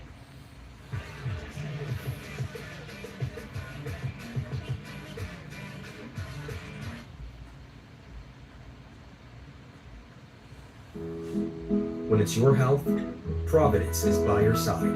From world-class primary care to advanced treatments, we're called a crash, kill people.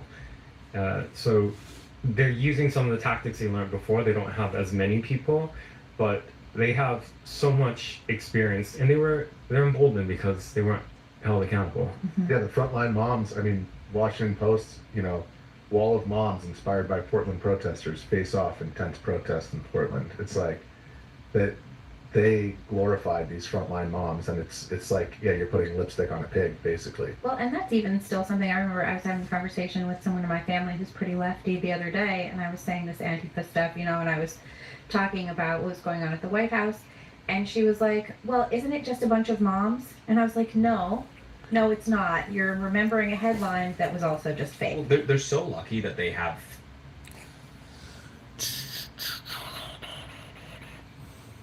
was a god of songs. Entire media machine backing them up, comedy, entertainment, whatever it may, late night comedy, whatever it may be, they have all of that backing them up. So all they really need is those little movements, right? Those moms or the people in the costumes to use as propaganda, so you can say, oh well, look, it's like this. So I was talking to Andy on the way over here, and what you'll notice is Democrat politicians, commentators, whatever it may be, are saying, oh, really? I mean, Antifa doesn't seem dangerous. Look, these people are wearing costumes. And it's like, when we're having this conversation, we're talking about 2020. We're talking about 2021. We're talking about over the last 4 years. We're talking about now, right? And it's all of that mixed together. that forms our views on these left-wing militants, right? Not just one little photo or one little video of 5 minutes with some guy in a costume dancing in front of police officers, right? Because if the video was just by itself and that was the only thing, you'd probably look at that and you say, yeah, it's kind of funny.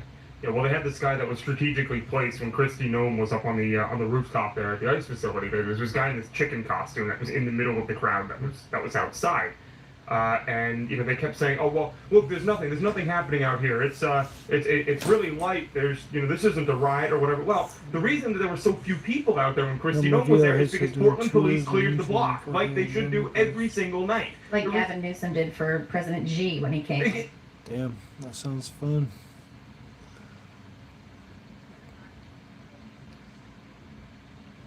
Exactly, Yeah. Precisely. That way It was like they spotless could not have. when she showed up for California Sin. They wanted to make sure that they had it under control, so that the pictures that came out from Kristi Noem's visit did not look like that there was lawlessness outside the ice facility. Now there is no reason that this was the proposal that DHS made, which doesn't seem that it's too far out there. Just give them a place where they can protest. They're not saying that you can't protest. They're just saying you can't protest in the middle of the street and block our agents and hamper deportations. Like, we give you a zone over here where you can protest, not in the middle of the street. I mean, Portland police could do that very, very easily if they actually wanted to, and that would solve most of these problems, but they don't want to. That's interesting. That's like during the Biden administration, you had all of this nonsense about, and even before, free speech zones on college campuses. And conservatives were like shunted into these little corners of campuses where they could talk about, things like pro-life and all kinds of other stuff. But they're not willing to put protesters who are violently attacking law enforcement. Like, you can have part of the block. You can't have the whole block. Right. But a bunch of things were just mentioned, and I want to talk about them. So you're talking about how mainstream media, for the most part, you brought up the Washington Post in 2020. There's been a lot of that even this summer. This has been glossed over. We saw CNN's Aaron Burnett, I forget. Yeah, Burnett just to the zoo in California too. Everything's which I haven't touched it. I might have to check out a VR. Try out that VR one day soon. On Wednesday night after the roundtable, which was so compelling. She went on air and she started talking about how Antifa wasn't even real because they don't have a visible leadership structure. She's expecting someone to get out there and be like, I'm Antifa, we're going to go protest DHS. And that's, not what happens. You know why they don't have a centralized leadership structure? It's because they've learned, these are far left violent extremists who learned from the mistakes from the Weather Underground, Black Liberation Army, and other communist terrorist groups in the 60s and 70s, which young people today have no idea even existed, that for a period of time in America, there were terror cells carrying out bombings, killings, jailbreak-ins, shooting people dead, manufacturing bombs at home and exploding buildings. And these were centralized groups. Exploding the Capitol. They set off a bomb in the Capitol. So many terror attacks that people just aren't aware of that were done by the left. They don't have one for Portland? Or are you still getting to that one? Two generations ago. So learning from those mistakes, the militants today said we cannot organize in that type of way. It's too easy to you take out like a leader or several key figures and then the whole group basically kind of falls apart. Now they Antifa organize in a decentralized way, autonomously. And I bring up the example of radical Islam because people are more aware of it. It's been around, terrorism's been around longer in that regard. Antifa is an ideology. So when Christopher Wray, former FBI director, said that at a hearing several years ago, he was not wrong. When Biden said that during a debate, it's not wrong, it's just incomplete. I mean, yes, it's an ideology. Neo-Nazism is an ideology. Fascism is an ideology. Communism is an ideology. What matters is how people organize around that ideology, right? What's up, and it can manifest in very different ways. Radical Islam can include international terrorist groups like Al-Qaeda, Al-Shabaab, Boko Haram, ISIS. Where there's leadership, who's at the top. And then it can also be groups like Muslim Brotherhood, who are part of the Islamist ideology as well, and they function as charities in a number of Western countries, nonprofits. And then there are those who consume the extremist propaganda that's online and become a lone wolf, radicalized individual and takes direct action. So the Antifa ideology manifests in all those ways. And some of the groups don't even have the name Antifa in it, but they are an Antifa group. For example, going back to 2020, the group that organized the riots in Portland and Seattle was the Youth Liberation Front. Mm-hmm. They don't have Antifa in the name, they were an Antifa group. So my annoyance with people in the media and others who say, well, you know, who's the leader of it? Oh, I don't see a registered entity. It's like, that's the point. That's why they organize in that way, so that they can just fade into the back and say there's no organized structure, so that they can continue carrying out acts of organized violence. Just look at the footage of the riots. That's extremely organized. They have sources of funding through crowdfunding. They're supported through mutual aid groups, so-called mutual aid groups that give them food, bail support, so access to pro bono lawyers. And a lot of those organizations get funding either at the federal level or at the state level. So taxpayers are funding Antifa. I keep bringing that up. Also, the rioters are encouraged to get arrests, actually trained and encouraged to get arrests. The reason for that is so that they can become party to mass lawsuits against police departments and cities for huge settlements. And in liberal jurisdictions, they just settle, no problem. 1 million, 10 million, 20 million. There are some rioters getting hundreds of thousands because they were arrested and they alleged police brutality in Portland or in many of these other cities. So there's this whole apparatus. Mainstream media is very important to them.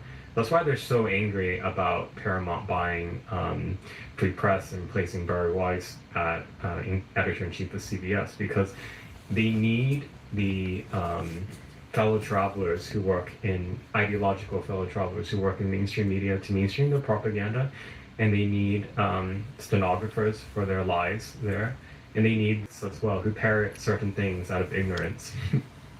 Yeah, like Aaron Burnett the other day. Asher Ali. Yeah. And you also see, so we've seen a lot of mainstream media covering up for this stuff. You're calling them fellow travelers, fellow ideological travelers in this Antifa journey. And you also see a lot of times mainstream media claiming that you guys aren't journalists, right? I saw a spat that, yeah, I saw this spat with Sveta Hernandez, who of course is terrific. Yeah, literally puts her life on the line to get stories and is being criticized by this guy. Yeah. He has a nice British accent, so. Right. So, yeah, exactly. It adds like 20 IQ points to Americans. Why, how does this get,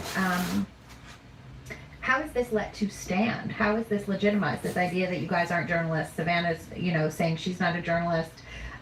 You have, the Portland police recently called Katie Davenport a counter-protester as opposed to calling her a journalist. What is this obsession with trying to label you guys as something that you're not? I mean, it's the only way that they can delegitimize what we're saying is to say, no, you're not actually a journalist. You're an agitator, or you're a counter-protester. I don't believe. I know they want to say that email was an accident. I absolutely don't believe that was an accident. That is total BS. I mean, counter-protester is a. Never once did I see Katie out there going up and confronting these people on the streets out in front of the ICE facility and yelling at them, and I mean that would be a counter-protester, right? I've never seen her do anything like that. I think they were just trying to insult her. Yeah, of course. Yeah, I think they were just trying to insult her for sure. But nobody takes Mehdi Hassan's opinion seriously on this issue. Luckily, I mean nobody. Fortunately, a lot of people do on the other. Nobody reasonably, no reasonable person is going to do that. So. I don't know. I still think he can be deported. I think what Brandy Cruz did at the, or what she said at the Antifa roundtable was spot on, and she said a lot of great things. But one of the things that she was talking about was that roundtable was for the administration to hear everyone out. That roundtable was for the American people to listen to. That roundtable was not for the hyenas in the media. Like, that's not who it was for. She called them out before they even ran with their story. She said, you guys are just going to say that we're activists. You guys are going to say that we're MAGA influencers. You guys are going to say that Antifa's not real. And what did they do after, right? They did exactly that. Because it's the same tired game that they always play, right? This group that was responsible for inciting a majority, or I don't know about a solid half of the most violent riots in 2020, 2021. Antifa, the group that was responsible for most likely starting most of those. You're talking billions of dollars of damage to communities all over the country. You're talking about thousands of officer casualties. You're talking about, dozens of people dying because of those riots. So, to keep running with the idea that, it's just an ideology, it's just that's all it is, and there's no other physical activity attached to it. That's all it is. Like, I'm Antifa, you'll see people saying. Yeah, trying to drink lots of water. Right, because for some reason they think that means that there's nothing happening on the ground. You'll see a lot of that, people saying, I'm Antifa. You'll see that, yeah, because they're trying to take away from the actual militants on the ground that are committing violence and all that stuff, right? So we were talking about the media a little bit, and I got this email yesterday that I sent to them. We have a little, Antifa, what is it called? Antifa fever dream? I don't know, some sort of group chat. Group chat. Yeah. And so I got this from, I believe it was the Oregonian that sent this email. It seemed really bitter about the fact that we had brought a national spotlight to the story, and they've been spending how long now trying to shut the whole thing down, pretending like it's just a peaceful dance party in the street. Who are these people? What are they trying to accomplish? This Oregonian, Oregon Live. There are multiple local outlets. What do you know about that? Well, the Oregonian / Oregon Live is a paper of record in Portland. They're meant to be the main liberal establishment paper. They have the most resources. Can I discuss the? Yeah, absolutely. Okay, so a reporter reached out to you, and the second half of the email of the media inquiries was about how, in that person's opinion, you didn't follow Society of Professional Journalists guidelines on the content that you put out, which is not her role to do that. Yeah. She's not your editor. She's not your boss. So it was meant to just be condescending and rude. And right. Did you post it publicly yet? No, I haven't. But I should. Was getting kicked in the ditch, was that on a record? Did you on a record? So I experienced 6 years ago the delegitimization after I was beaten. Actually, there was a whole big in the media, liberal media, those who referred to me as journalists, they were quite me as a journalist, they were targeted by left-wing journalists. Said Andy's not a journalist, he's an agitator. The implication was that I somehow brought the near-death experience on me when I was beaten and punched and had the... You have the credentials though, you have a journalism degree. I actually studied political science at Portland State, and I worked for the student paper. I've written for legacy papers. I have a New York Times bestseller. Anyways, the tactic of this person is not a journalist. It's because they don't want the public to listen. The same activism that they're accusing you of. And that happened all throughout 2020. So Kenosha, Wisconsin, the New York Times reporter went home the day of the shooting because she knew it was going to be dangerous. Which she knew it was going to be dangerous? Well, everybody knew it was going to be dangerous by that third day because the whole city, or blocks of the city were burning, and hundreds of cars, and there were people came in from Chicago looting.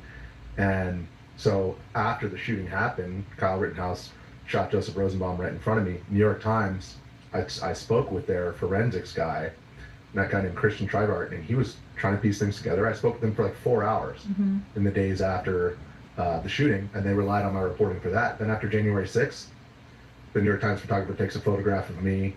I just lost my phone. I'm pointing at the ground saying phone, and they called me. Yeah, I'm watching it right now, live. They keep switching back and forth between like LA and Portland. So right now Portland's the big screen. I was thinking about going down there since there was like a bigger crowd tonight, but I guess maybe I'll go down tomorrow.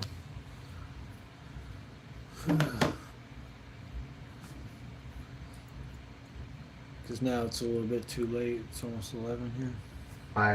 And the door of the Capitol had shattered window. I landed on a crowbar when I got knocked to the ground by police. I landed on broken glass. I'm bleeding. and they claim that I was a rioter who punched a door.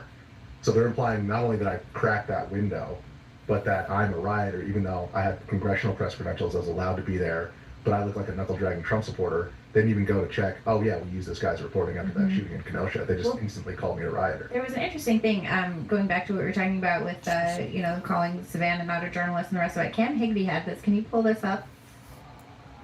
Tape. Oh, it is up. Okay. I was literally about to bring this up. Yeah. And he was like, all these people are calling him not a journalist. Hey Cameron, it's Emily from CNN. This still a good time to give you a call? Hey Cam, I'm a reporter at NBC News. Are you available for a brief phone interview? I'm interested in hearing the latest about what's happening in Portland with the anti-ICE protests and counter-protests. Let me know if there's a convenient time for a call.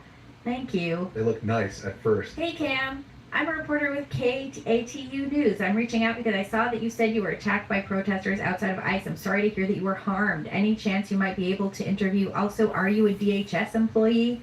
Hey Cam, it's me from the New York Times. Wait, okay, hold on. Is this what a journalist is? Because these people are absolute losers that don't do any work themselves. So maybe we aren't journalists. I don't know. Yeah, I mean, I saw that and I was just, it's not that surprising, but it is still kind of surprising, And then we also had this moment that I just wanted to play. It's not too long. This was on Wednesday at the White House. My plea to the entire administration, especially to the DOJ, is every single radical left winger who was in front of the ICE. That wasn't the one. Let me get the other one. It's probably right below it.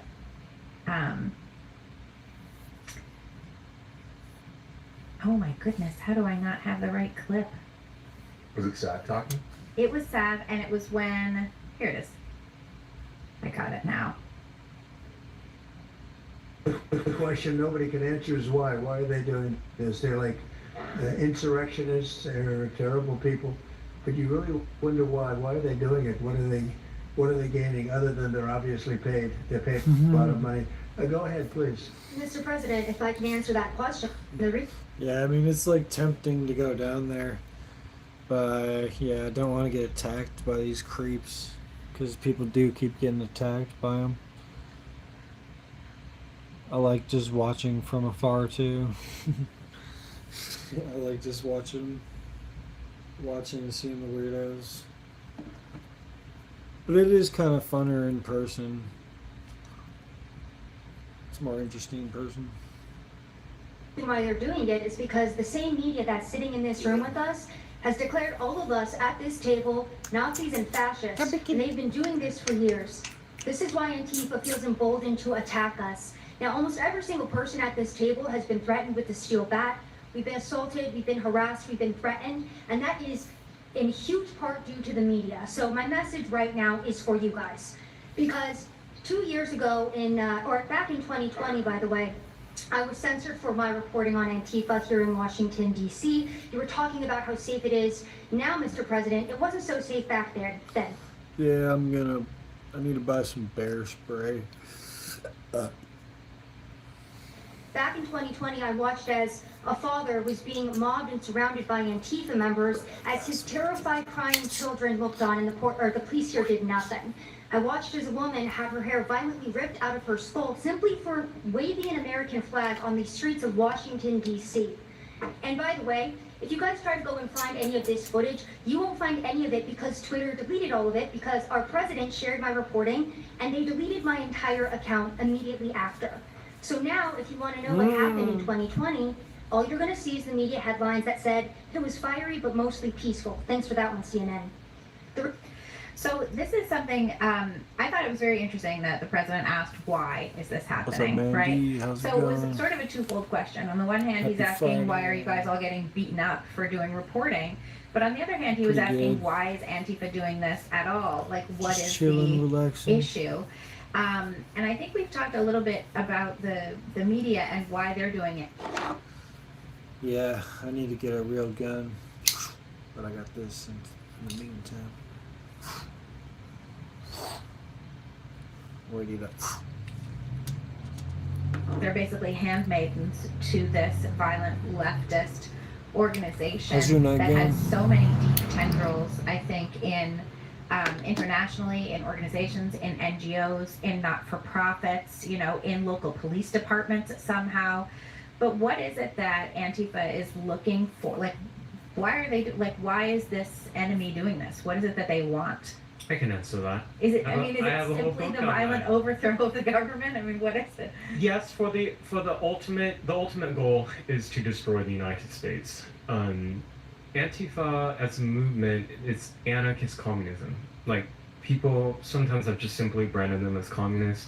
That's not the full picture. There Reality is that it was extreme. There are communists in Antifa, but they're more so, the majority of them are anarchists and anarchist communists. And so the violence is done essentially out of nihilism. And that's why there's such brutality in it. Setting buildings on fire when people are inside, or in the case of, in June, the ICE facility, trying to lock and barricade the doors on the ICE facility and set it on fire when there are people inside. These type of brutal, cruel, subhuman type of acts of violence.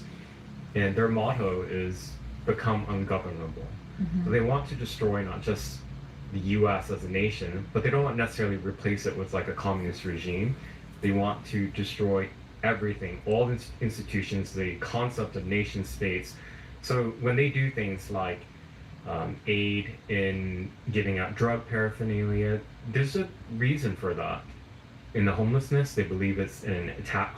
Mass homelessness they view as an attack on capitalism. It's destabilizing to communities. They like that. They know that the money from the drugs that are flowing in, that are killing people, helps foreign and international cartel networks that keeps migrants coming in. All that's meant to destabilize the U.S. They know they don't have the tanks or the type of weapons that can compete with the U.S. military. So their goals are attacking infrastructure and playing a very long game.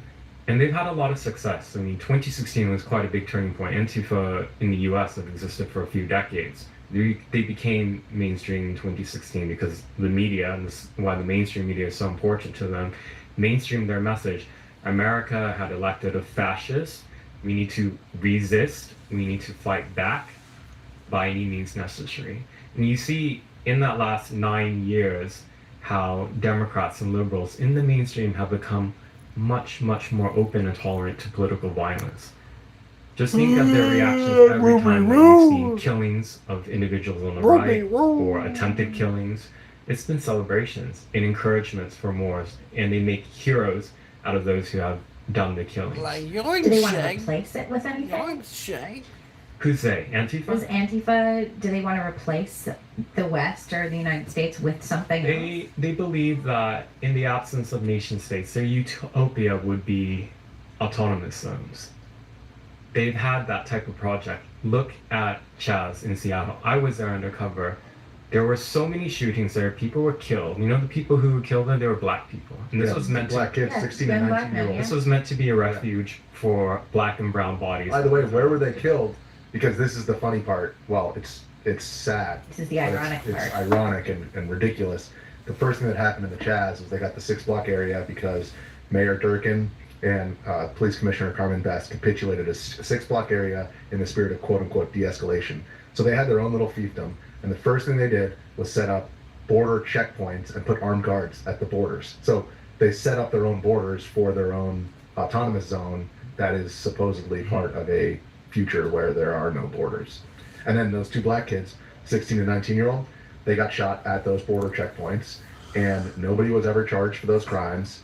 And I didn't see any of the multinational corporations that are based in Seattle who donated hundreds of millions of dollars to BLM. They didn't donate anything to their families. Because no, I remember mostly just, seeing a grieving father in the news. And that dad actually caught a bullet like 2 years later. He didn't die, but he got, That's insane. He was shot as well? Yeah.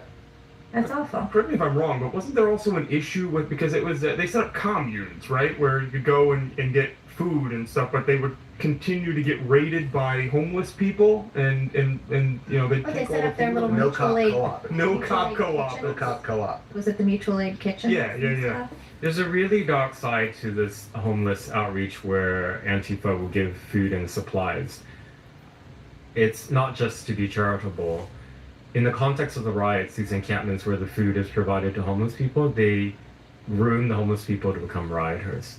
And if you look through some of the exhibits that's in the ongoing lawsuit right now by the state of Oregon, the city of Portland against the U.S. government and the Trump administration to block troops from being used for federalized service in the state of Oregon, one of the exhibits included, I don't know if it was on accident, there were hundreds of pages of things.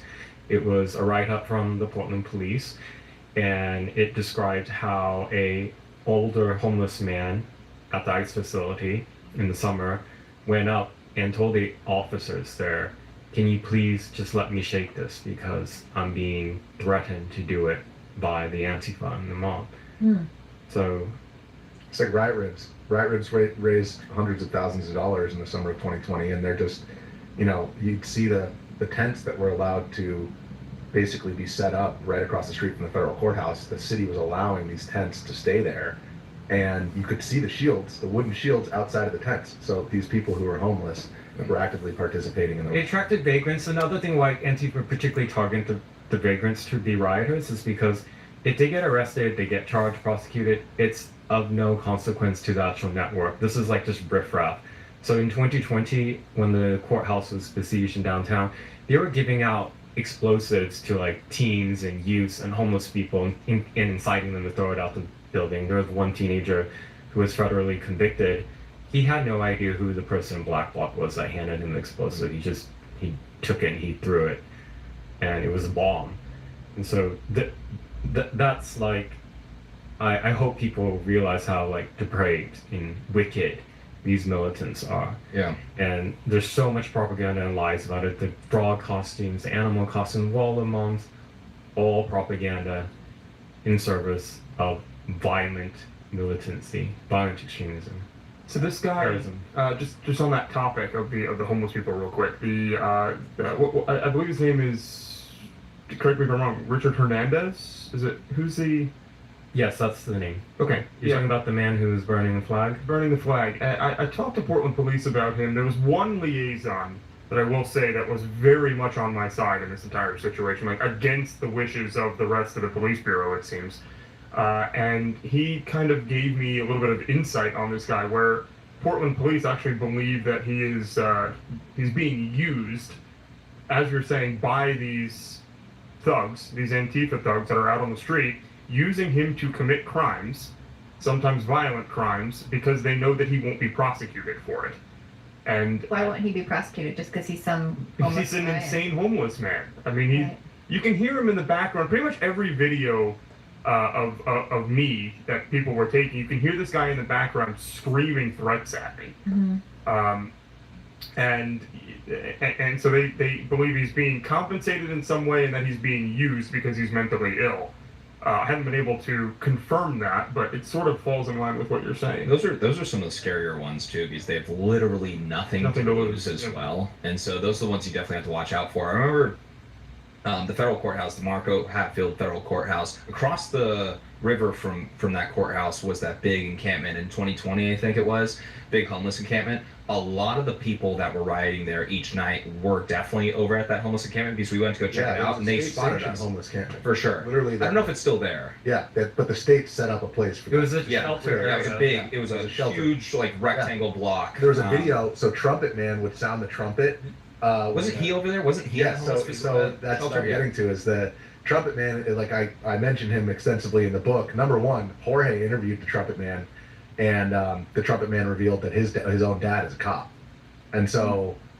His dad is a cop. Obviously he had problems with his dad growing up, and now he's lashing out in that way. But the Trumpet Man, who was at all these riots, then 2 months later, in like October, November, there's a video of a guy filming that encampment, massive encampment, and he's like, "Oh, it's Trumpet Man! It's Trumpet Man!" I remember that one. Yeah, like most of the people out there. For people that don't know, Trumpet Man was what would you consider him? An Antifa influencer? You would show up some nights and like some of the famous Antifa rioters would show up, and everyone would be like, "Oh my gosh, it's this person! Can we get a photo with you?" Like they have their own little like political climate and celebrity groups within like their own movements. I was going to say, outside of the ICE detention facility, the other day when I was there, I was talking to a few of the... This was Portland? Yeah, this is Portland. I was talking to a few of the people that were setting up. They have like a little camp on the sidewalk. They just basically took over public property and it's theirs for some reason. And a handful of them are sleeping there. And so I'd ask them what they're doing for work, or if they are working, or anything like that. And at least the couple that I was talking to, they were noticeably mentally ill, perhaps drug addicts. I'm not exactly sure, but the girl that I think it was a girl that I was talking to, she was saying that no, she lives on the street. She sleeps there, and that's what she does. And so a lot of these people still are homeless that are there at their encampment outside of the ICE detention facility in Portland. Yeah. Yeah, I mean, you've seen what happens when you try to walk down that sidewalk that they've claimed is theirs? I watched what happened to you. They were a little bit better with me, but Yeah. Maybe he could be a vice president to JD, though. didn't know who I was at all, and it was during the. Did you try it at nighttime? Yes. Okay, nighttime they're much more territorial over the property that they've annexed. Daytime, I was kind of going in there with the camera, checking out what they had and asking questions. But they were telling me like, oh yeah, the school, there's elementary school right next to us that they set up shop at. That's what that property is, I believe. That's what I was told. They ended up leaving because of the constant rioting. The property next to it apparently isn't renewing their lease because of the constant rioting. The apparently low-income apartments across the street, I was told it's at like 35%. Correct. Occupancy. And when I was talking to Antifa about that, they were saying, well, it's because of ICE and the Republicans that are showing up every night to provoke us. And I'm thinking to myself, hold on, so all of these people are leaving because of the constant rioting, and it's everyone else's fault and not your guys' fault for rioting. That's basically how they're looking at this. Yeah. Like everything is everyone else's fault and not theirs for rioting over 100 days straight. Well, when they kill people, they say it's the victim's fault. Right. Well, hell, even the Portland police say the same thing. The Portland police chief saying that it was my fault because I was filming, and so that was agitation. I mean, that doesn't make any sense. I mean, if you're going to talk about victim blaming, I would say that's probably one of the best ways that they use to spin the narrative. Yeah, no. It's not your fault for filming zoo animals. It's the zoo animals' fault for misbehaving when you're filming them. Yeah. So Kristi Noem had said that she was pledging a lot more government support for DHS in Portland, including new buildings for DHS activity. Do you think there's going to be protests at anything that they set up in Portland? Do you think this is... What's funny is that the facility that they're protesting at isn't even a detention facility for the most part. It's got like 4 cells in it. Right. It's a large administrative building. The actual ICE facility isn't there. They're not, a lot of these people don't know that. If you walk up to them and tell them that, they'll be like, huh? Just chilling, watching that.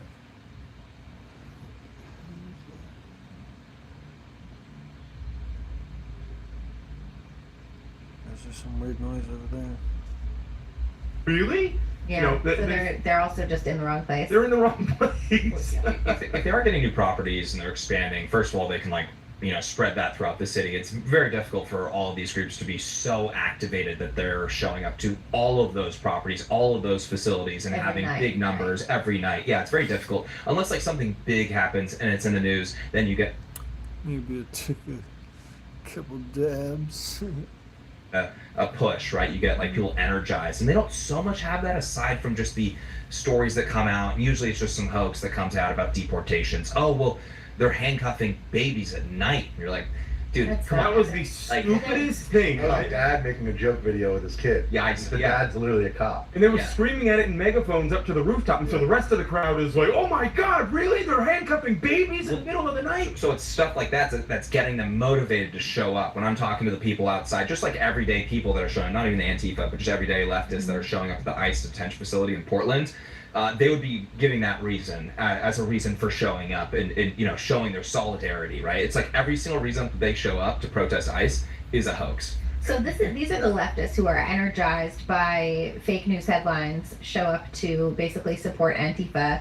I may be misquoting, but I seem to remember Che Guevara saying that he would not have been able to do what he did without community support. You're talking about some members of the community who are unhappy about this, people leaving the apartment buildings. I know Katie did some work over the summer. She talked to a woman who essentially sued to try and get the riots to stop. She did sue. Yeah, It went to trial. And she lost, right? The judge sided with the Portland police and the city that there was no legal requirement for the Portland police to respond. Right. So what are the conditions that are making Portland a comfy place for Antifa to do this? And is that spreading in other parts of the country? We saw Savannah Hernandez did a bunch of work over the summer? I don't remember exactly when it was, but in Brooklyn, showing people putting a stop to traffic in order to just cars on the road. Damn, that was the quickest IQ test I've ever seen, bro. Thank you, doctor.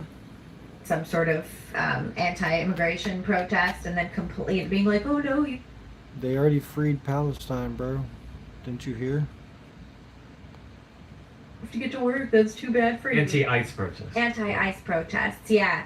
We saw in Chicago just recently, people rammed their car into DHS agents, and some of these people were illegal immigrants and affiliated with, drug cartels.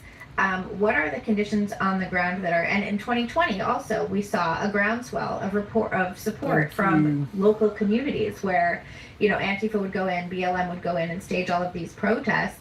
And then you'd have, a bunch of teenagers start marching around Seattle. You had all of this support. How are they getting this groundswell of support? Do you anticipate something like that, like what we saw in 2020 for this anti-immigration, anti-ICE stuff coming? And how are they able to secure that support where they do have it? I can speak to this. So I'm from Portland originally, and Portland is an example of what happens when the city, county, and state is completely dominated by Democrats. And so they control everything, all institutions, government, control the purse, the money as well.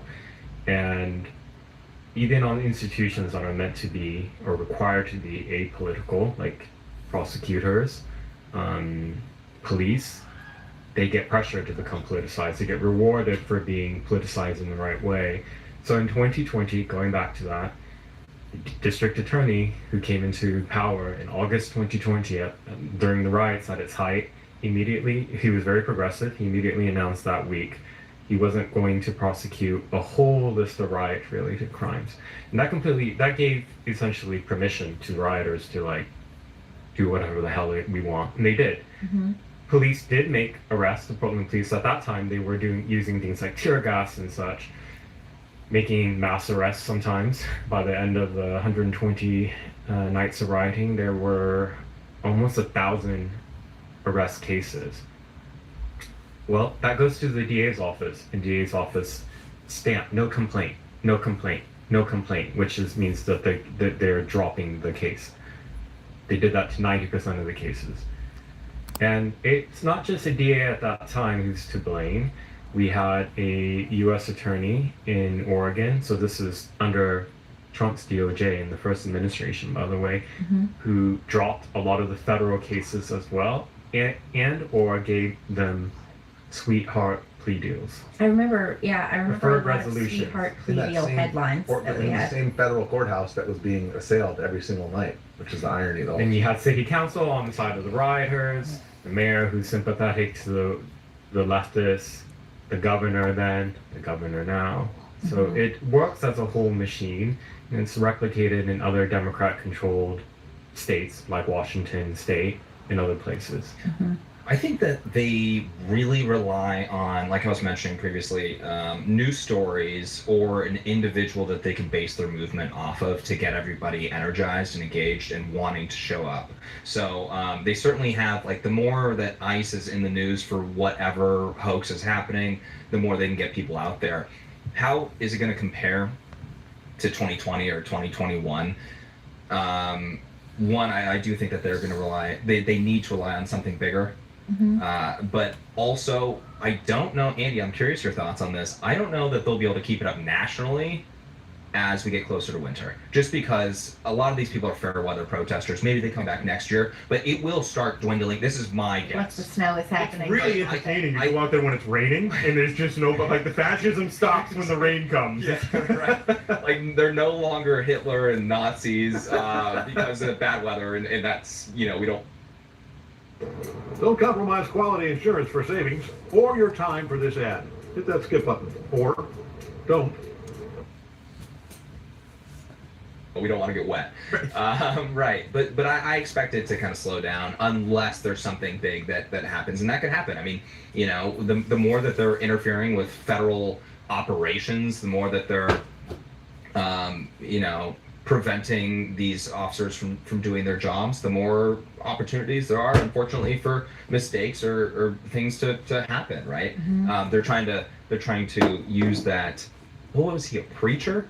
He was not. He was an activist dressed as an activist dressed as a. And then what do all the rags do? They say, "Oh well, a priest has been thrown on the He was ground." definitely not a priest. He said he was a pastor with some kind of church. You'll see how they use that stuff though. You call yourself a pastor. Will show up this weekend. Like, did you see? He got hit with a pepper ball. I don't know why he's like interfering with federal agents and their duties or whatever. I don't know what he's doing, but he got hit with the pepper ball. Unfortunately, I guess he got hit in the head with it. Yeah, pepper ball ain't bad. I've been hit in the head with it. I got hit. I still have the scars on my arm from the tear gas like a paintball gun that shot me in the arm and leg. Yeah. I didn't sue because I was playing stupid games and I won that stupid prize. Well, the officers also aren't John Wick. Like they'll fire it. No, this guy was John Wick. He straight up was supposed to shoot the tear gas canisters off the ground, and this is my first night. Talk about your first night in Portland. My first night in Portland, July of 2020. I show up. I'm live on the Daily Caler's Facebook, and those were good live streams that you guys were doing. Oh yeah, they were good. Those were great live. And you can only do it when it's chaotic, because otherwise they'll triangulate your position.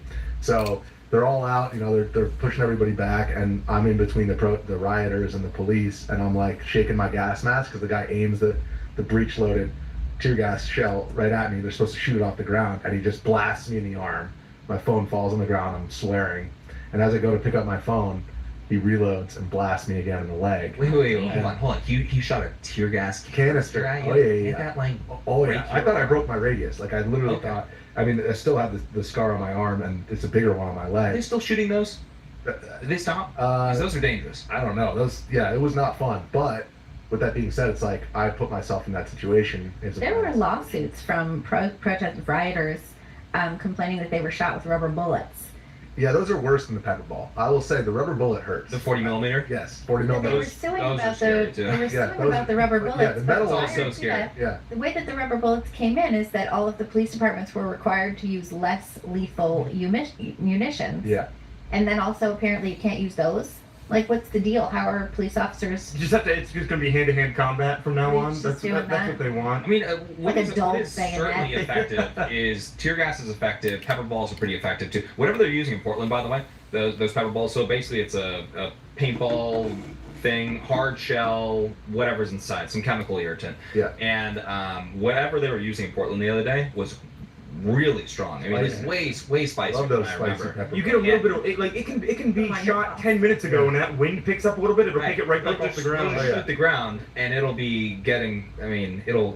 I still have a backpack that I can't use because it's still covered in pepper balls. Every time I grab it, it's like it gets on my hands again. Super like, oh no! Just like flashes me right back to 2020. But so they have strategy for it. They go around and they just pour water all over it, like the Antifa people do, and then they have. I saw these people when I was up on the rooftop. They had cones, which was interesting. So if there was some sort of like tear gas or something, they put the cone over it, would go the water on it, right? Yeah. And what they do in that case is they just start unloading pepper balls on you. But these people just weren't affected by that at all. So I don't know. Maybe they will have to. If it intensifies, they're going to have to do something more than that. These left-wing groups, they hold like trainings for their quote-unquote medics and media and all that stuff that they have, but all of it revolves around rioting and what to do. I don't know. I mean, in 2020 and 2021, like you would never get an interview with somebody that you would consider Antifa, but I was talking to a medic the other day, quote-unquote medic that they had, and and she was spilling the beans, and she kind of realized halfway through the conversation that I was asking all these probing questions about their tactics and how often they're holding, trainings. I actually not yet. I will release it though, because it's pretty interesting, because she's saying, oh yeah, we train once a month, and mainly having to do with what to do at riots and how to take care of people. And I'm just listening to this like, I can't even believe you're spilling all this. But once again, a lot of these people, there's probably different categories. Andy, I don't know if you have like a breakdown of who you consider kind of Antifa and who these people are. You'll have like mentally ill, you'll have homeless, you'll have drug addicts, you'll have trans, you'll have it's kind of like this big mixture of people. Some are threatening, some aren't threatening. The homeless people that have nothing to lose, that are violent, those ones are scary because they don't care. And so, I don't know where she was on that, but she was definitely, Was this an actual an odd one, or was it one of the? There was one that was dressed in military fatigues that had the medic and the trans flag next to it, which was. She ran up to me with pepper spray and was like, "You can't film medics. That's illegal in Oregon." And somebody came up behind her and knocked the pepper spray out of her. Yeah, they make up these rules that you like somehow have to abide by. I don't know what's going on there. No, this girl was wearing, their yellow vest people that they have. Is that the National Lawyers Guild? No, those are the green. No, hats. those are the green. Because I remember when I used to go to protests when I was like a leftist, and I would go to protests mostly.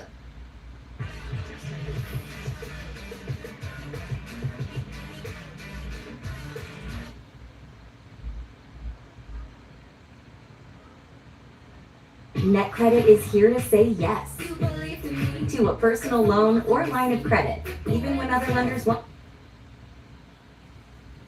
Mostly I protested the Iraq War and the Patriot Act, so I would still protest both those things. But anyway, the National Lawyers Guild would come out, and you'd like end up talking to National Lawyers Guild people, and they'd tell you what to do. And we didn't have cell phones, but they were like, if you did have cell phones, delete all your contacts, put them somewhere else, write phone numbers on your arm, because you're not going to be able to, they're going to take your stuff, so you want to be able to make your phone call. And